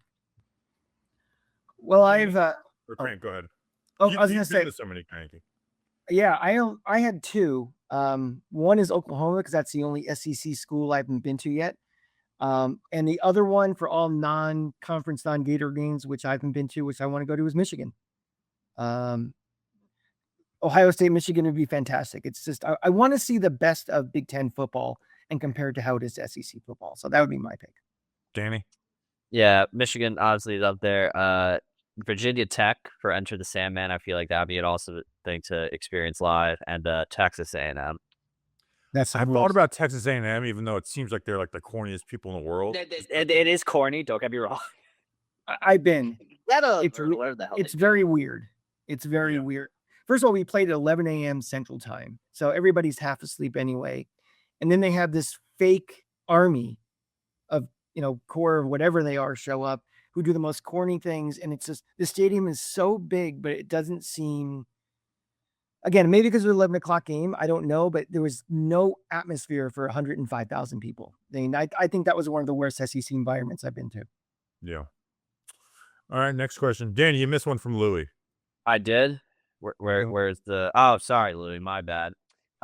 Louis asks, will the saga of getting granted credentials for training camp end, and will the beef with Bobby and the Giants PR team be concluded? If so, Dude, I might make a stink about this if there's not solved. Like, I want to talk about this a little bit. So the Giants have the 6 open practices. They will be in West Virginia having practices that aren't open to the public. And I've always been like, hey, they put the first 10. I'll go to the first 10. I'm not going to be banging on, oh, I need to be at practice number 11, 12, and 13, and 14. But the fact that the first day of practice is not open to the public, I kind of want to make a stink about it if it's not resolved, because the reality is that it should be resolved. You know what I mean? And I'm interested to see what you guys think, because one, we have sponsors behind it. We have a show with an ESPN reporter who is going to be credentialed for it. Like, we have actual content plans around it. And the reality is we are an actual corporation, GNS Media Corp, that is, the business is covering the New York Giants. Like, there's other blogs and stuff that are out there that are there and credentialed that because they were doing it in 20 years ago. So, like, obviously, like, I understand the idea of like, oh, well, if you open it like for podcasters or whatever, you open the floodgates. But the reality is like, no, you don't. No, you don't. You look at what's reality. What is someone's full-time job, or what's, someone just wants to go to a training camp practice and have credentials. The thing is, the negatives to it on their side would be, what if we do things that are wrong? Well, then kick us out if we do things that are wrong, right? If we're asking players for autographs or making a mess. Like, here's the other thing is I would tell them straight up, I won't ask a single question to anybody in a press conference. Because one, that's not what I'm there for. I am there to observe the practice. You say no filming, we won't film. We are there to observe the practice. We have followed the rules of them, even not being credentialed, every single year that we've been there. When they said no more recording, we stopped recording. Even when people were posting clips and they're out there, we weren't posting them. We're investing more money into this than really any other outlet as well, too. I am at a point where it's like, we're going to West Virginia. Let us into the practices that aren't open. We're going to be there watching the practice. We're not doing anything crazy. We could, our biggest sin is saying that a GM should be fired in a respectful way. And then the only other thing is firing back at Bob Papa after he took unprovoked shots at us. Like, it would be, I think it'd be ridiculous for them not to approve it. And again, what is the negative side of them doing that? Other people applying to it? You could just look at it. Reality is like, I don't like to flex muscles or whatever, but it's like, this is a real deal thing. And to deny that, I think, would be silly. But I am trying to work around. Like, I'm trying to maybe go through a different outlet or something. And I know Grump won't be able to be there for training camp, but it's like, it's ridiculous that we put as much effort into that as we do, and it's like, no, well, what is the difference between us being there for a regular an open practice and open practice? There's none. If anything, the difference is that they have more control of what we do, and it's not an unopen practice. Well, like, they have more control in those. You just hit it. I mean, all of these leagues, they're so concerned about what gets out and what they can and can't control that I don't think it's even a personal thing anymore. I think it's just the way they are, and it's ridiculous. They're spiting their nose to cut their face off, or whatever. Well, here's the thing: because we are legitimate, they do have some control. Like, when last year they let everyone do video. The year before they didn't, but there was people there that were putting out video. We didn't. Like, because guess what? They do have some control because they know us, because we were a legitimate show and business and stuff and full-time employees doing it, that they could went and said, hey, we are not allowing you into these practices anymore because you're not following the rules. Where some of our other friends who have, shows and stuff, were just doing it and getting away with it.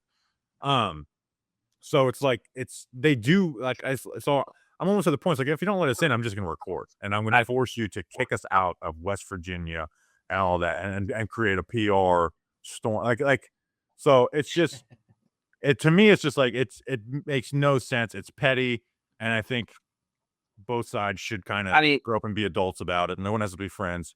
Just kind of do our jobs and that. Be I it. think they just also gotta accept that the new age of media is also podcasted. Like, And you have to, and there's the reality is there's just different. Like, and I don't want to take, I don't even want to mention other outlets and stuff. But if there's other outlets where it's like that, your blog, their blog, and this is what a blog was 20 years ago, and you know, it's just you know, it's to me, I think it'd be ridiculous to not approve that. Football is an entertainment business. Like, Yeah. you are generating interest in their entertainment product.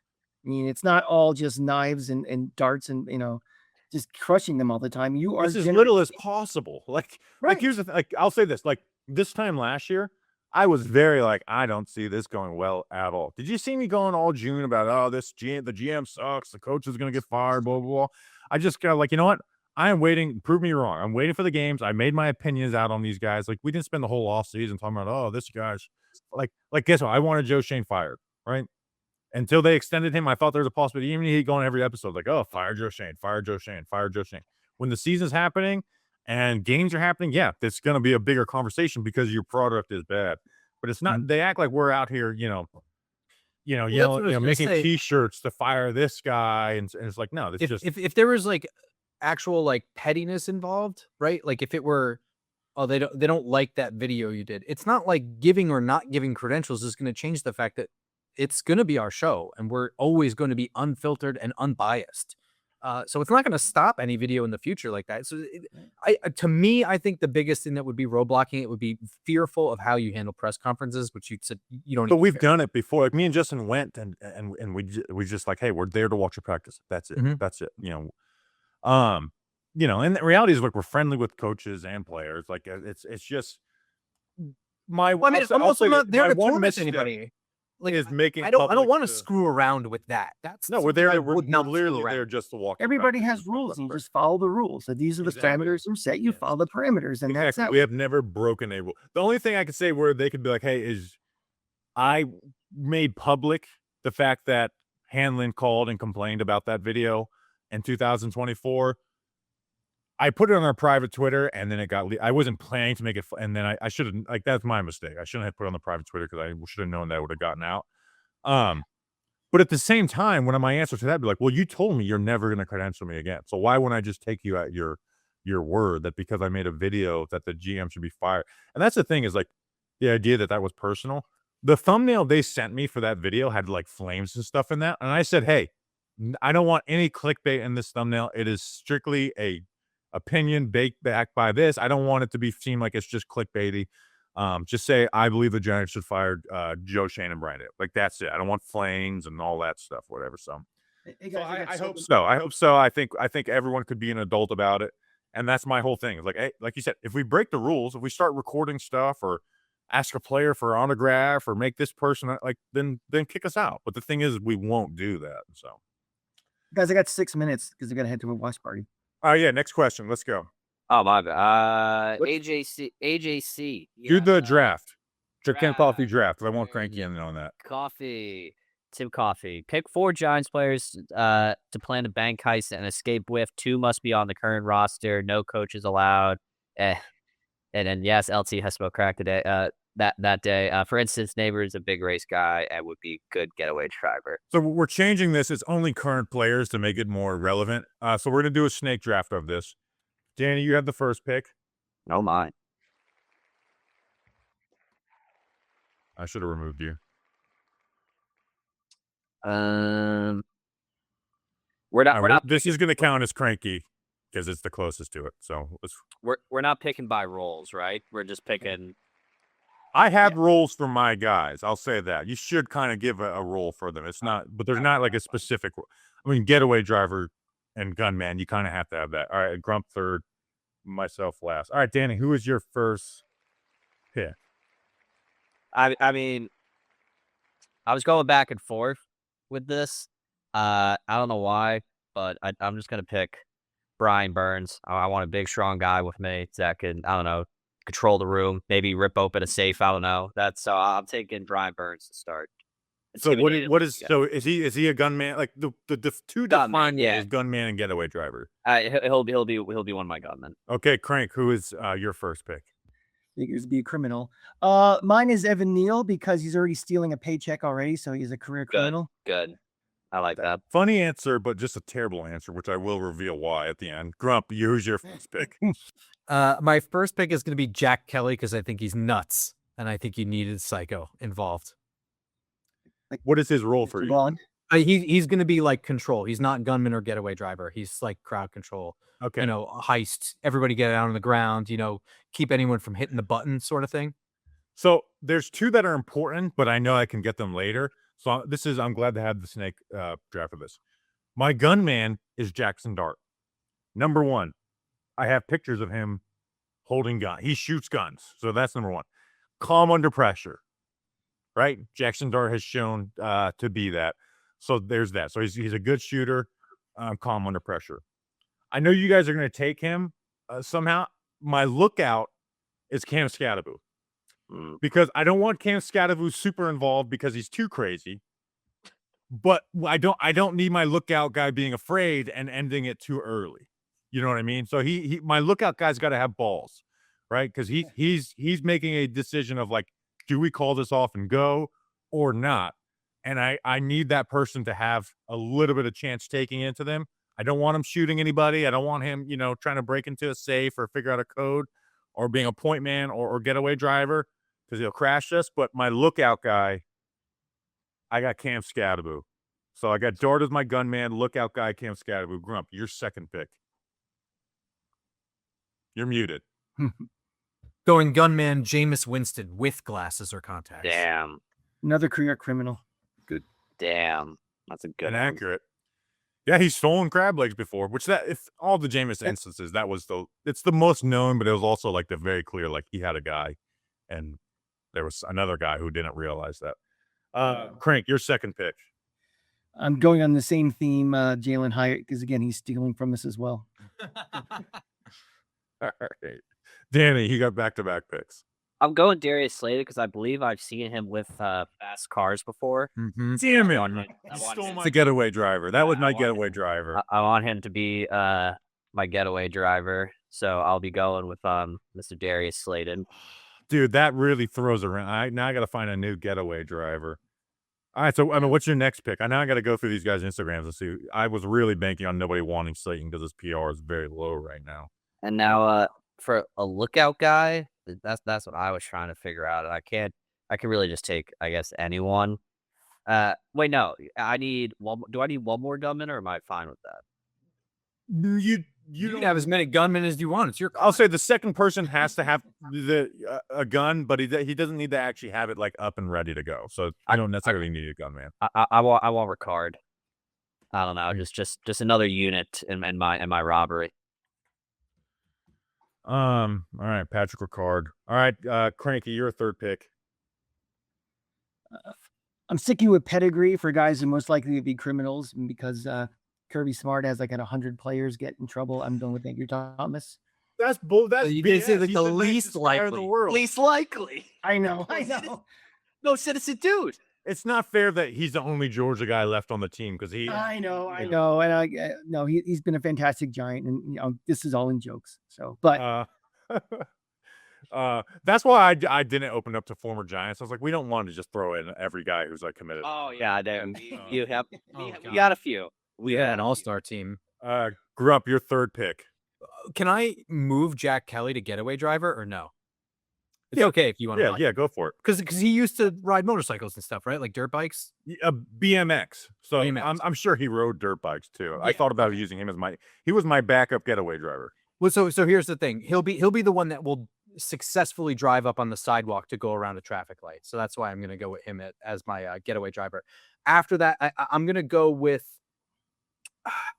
I guess, something in me tells me Kayvon.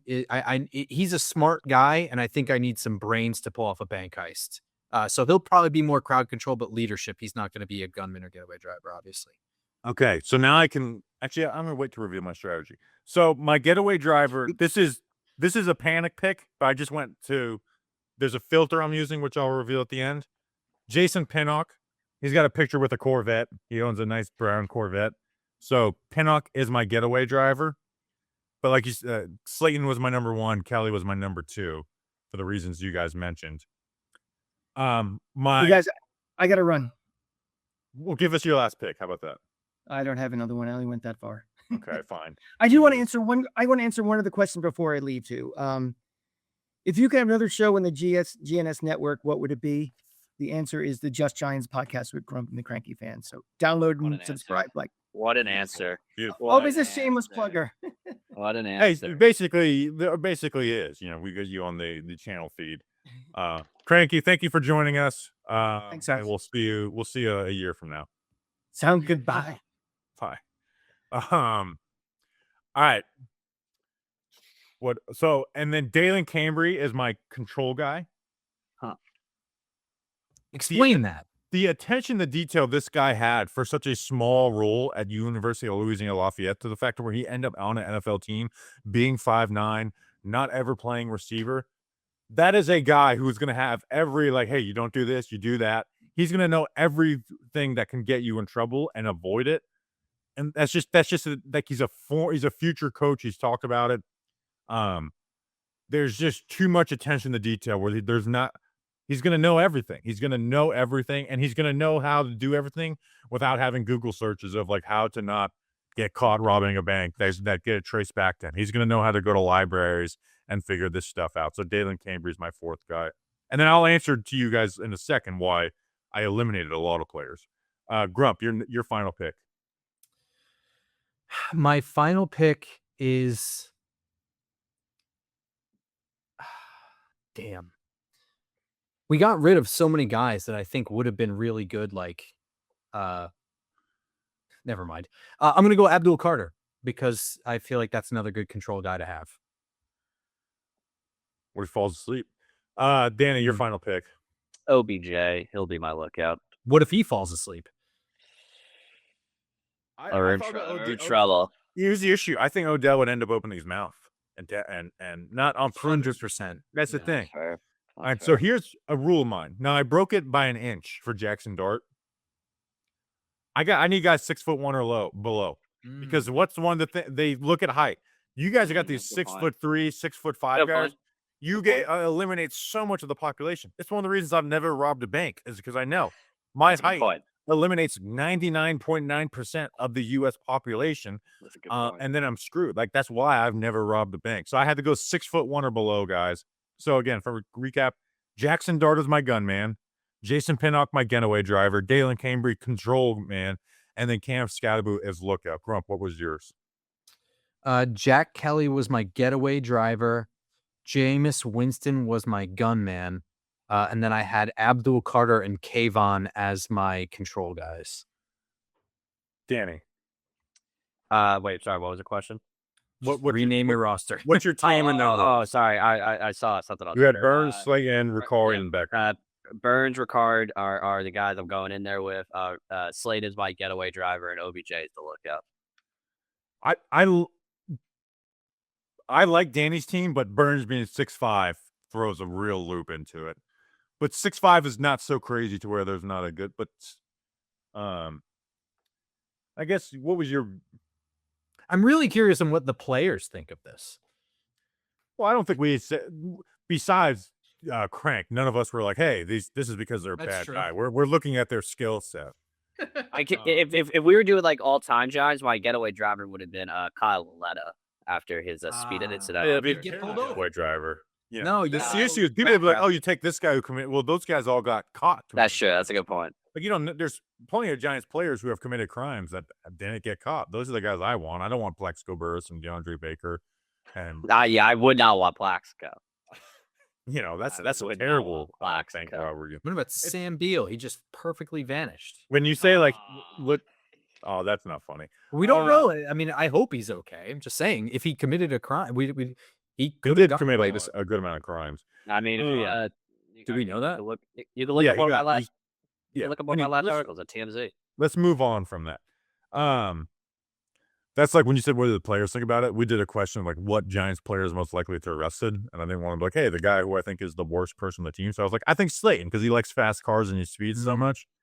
And then someone tweeted, like, replied to a Slayton too, like, at Bobby Skinner, you were right. He is going to get arrested. I was like, no, he doesn't know the context of that conversation. All right, next question. I guess I'll go back to AJC. He has, would you rather a 2-year prison sentence or stay in jail until your mom can win multiple games of Madden online head-to-head consecutively? I wanted to think about this a little bit more and be more of a debate. I kind of think it's just get your 2-year bid in, right? Yeah, just 100%. throw him in jail. Throw him I'll in take jail. 2 years of prison over a life sentence any day. Yeah. Like, and well, he did say 2 years in prison and then jail, and prison is worse than jail, so that made me wonder about that.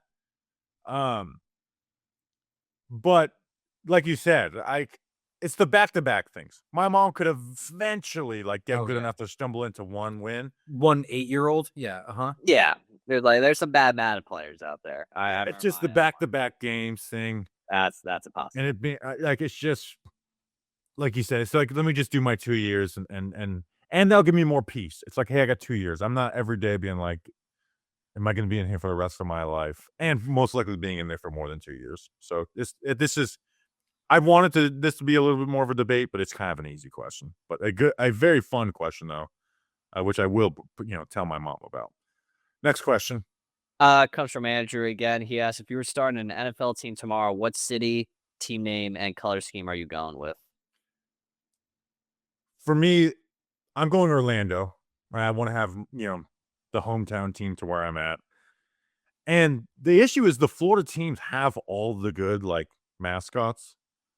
And mascot is, you don't want a goofy mascot name, right? Because that can really put a nail in the coffin for a sports city. So it's like, Gators doesn't, and it's got a flow. I really like mine though. The Orlando Astros.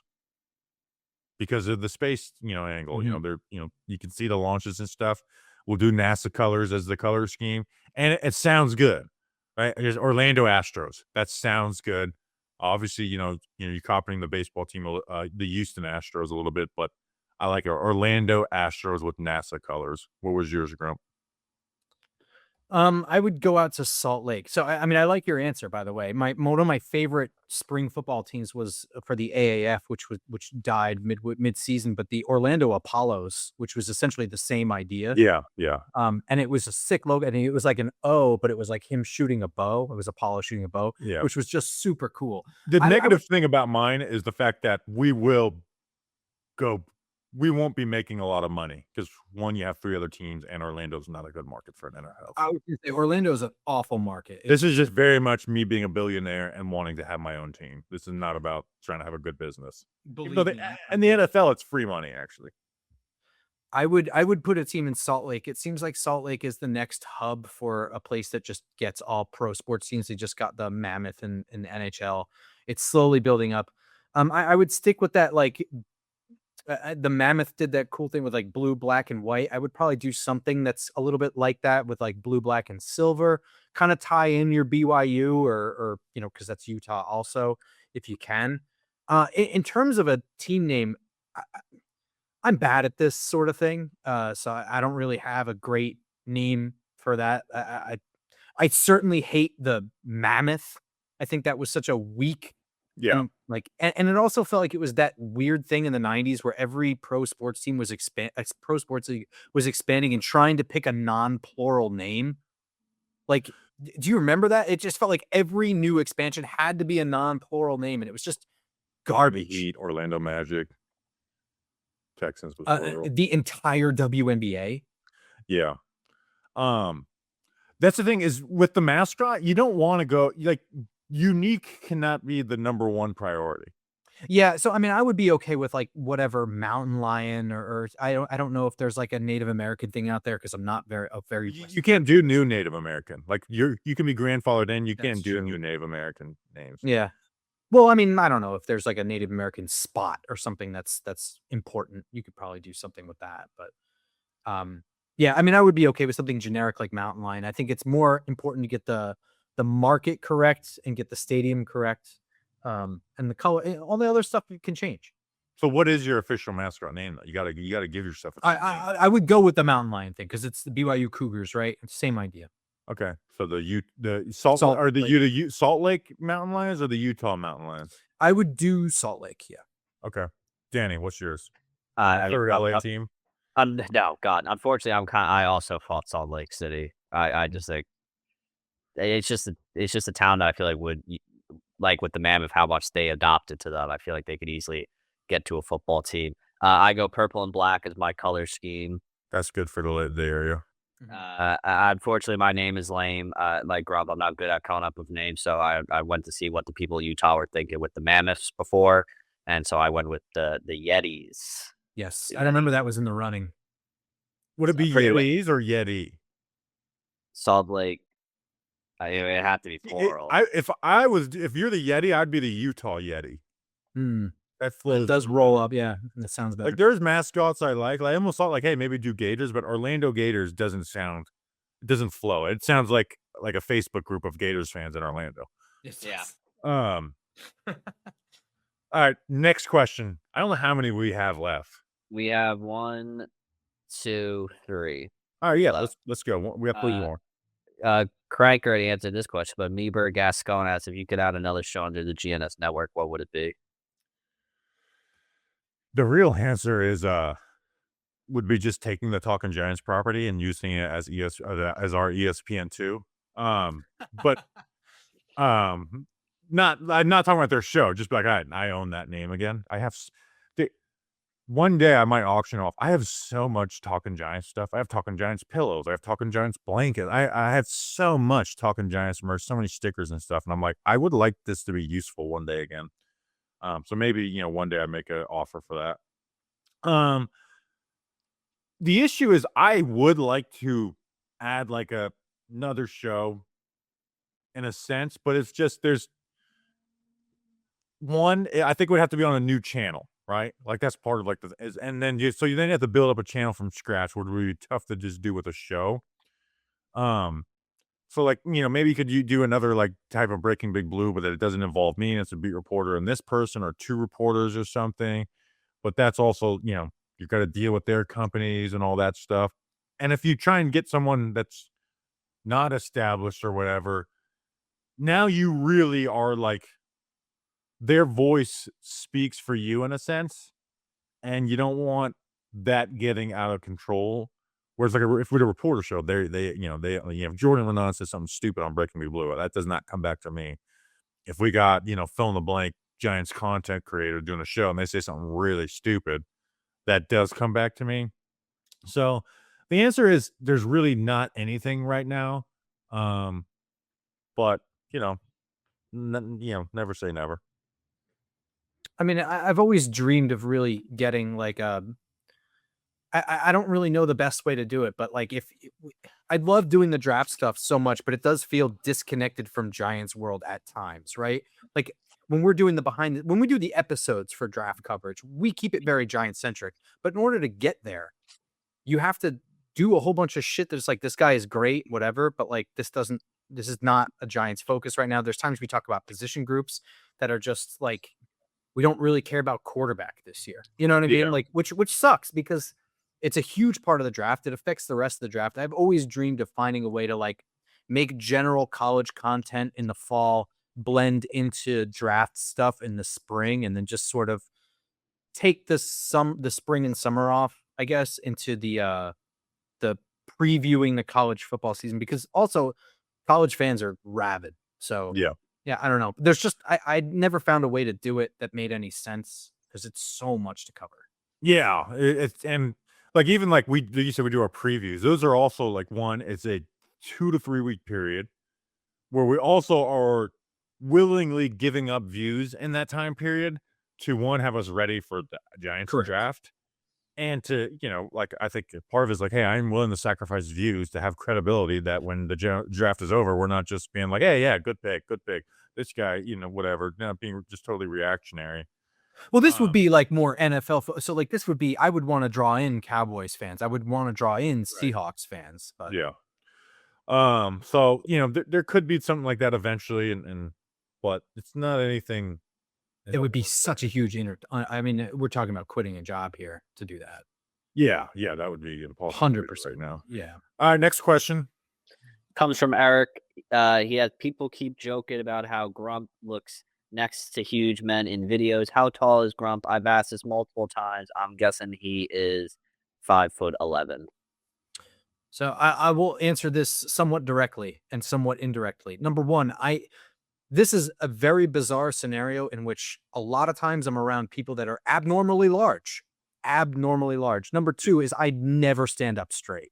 I'm constantly slouching and trying to correct my posture and stand up straight again. And number three, I'm going to tell you that I am not 5'11". Dude, There you go.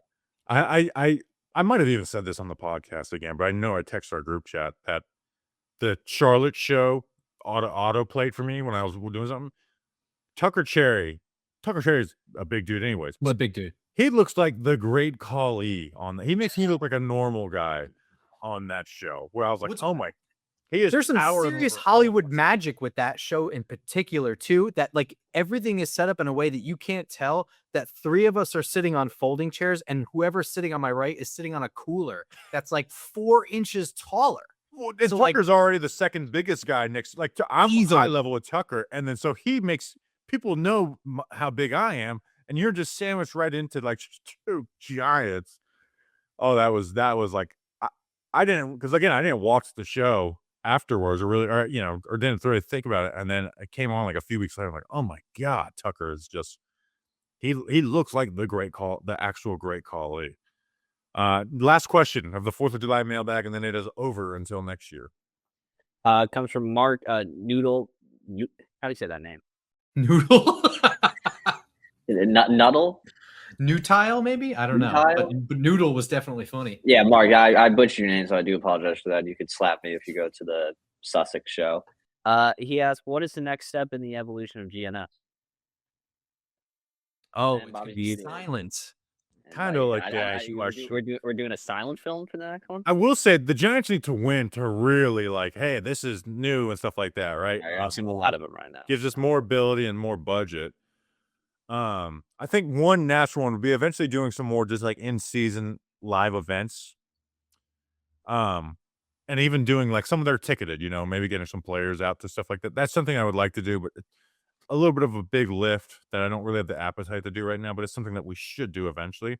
Something that I want is I feel like we should have some type of TV or radio presence, right? Whether it's SNY, MSG, ESPN, whatever. There's no reason to not like contract us out to do like a 30-minute show where it's like, you probably get some cheap labor. We get the fact that we just want to do it. Or whatever. But here's the issue. I don't know how to like do those business dealings. I don't know if it's like I should eventually get like an agent to do like stuff like this for us, or whatever. But I want to keep putting that out in the atmosphere. It's like that there should be some type of Giants Nation show on SNY or MSG for 30 minutes. It could even just be in the season or something. But it would make sense to do something like that. But yeah, there's that. And then yeah. I don't know. Do you have anything on your head, Grump?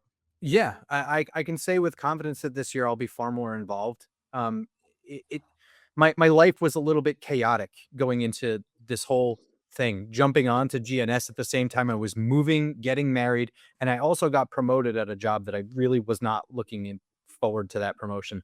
And I've since left that job. So I mean, I try not to like whine and complain or even talk about this that much, but like there were days. I mean, we were down in Mobile when I had that job. Do you remember me logging on to work at like 11:30 at night? And oh yes, I remember going to the bathroom and you're like hunched over a laptop I'm like, oh my god, dude, that was paid time off. I was still logging on at that same time. So that was actually my life going up until about that was maybe November. And then I had to learn a new job. So I was doing that. And so my life will be drastically different. So I'll expect a lot more film breakdown stuff on Twitter and stuff from me, which I should have been and wanted to be doing last year anyway. So yeah, and I not to, put, actually, you know what? I'll say eventually the next one is I do want Grump to get full time. Now, again, this is to put it out there. It's the last 2 minutes of a 2-hour 4th of July mailbag. So we're not, it's like, hey, I haven't made any promises or anything, but that is something that, both of us are working towards getting done. And that's where I say, like, the Giants being so bad last year. The good thing from a business perspective is it showed us what the floor is. Yeah, it's only gonna go up from that. So it's not like, hey, we had all the success and then we get used to that, and that's not realistic. But it's also like, we won 9 games, like, shit might actually double, and then it can make things easier.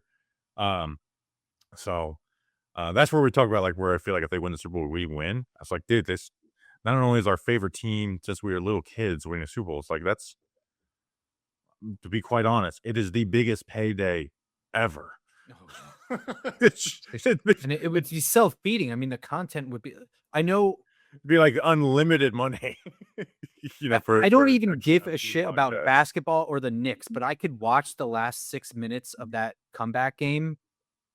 I could still watch it. Every once in a while, people post the whole like 6 minutes on Twitter, and I'll still watch it. And I don't even care about basketball or the Knicks. Yeah, like if the Giants went to the divisional round this year, that would at minimum double our views for the year. At minimum, you know what I mean? Like, we saw that happen in 2022, where we're like, oh wow, people are watching the way too early free agency preview. That's getting more views than like what the draft recap got last year.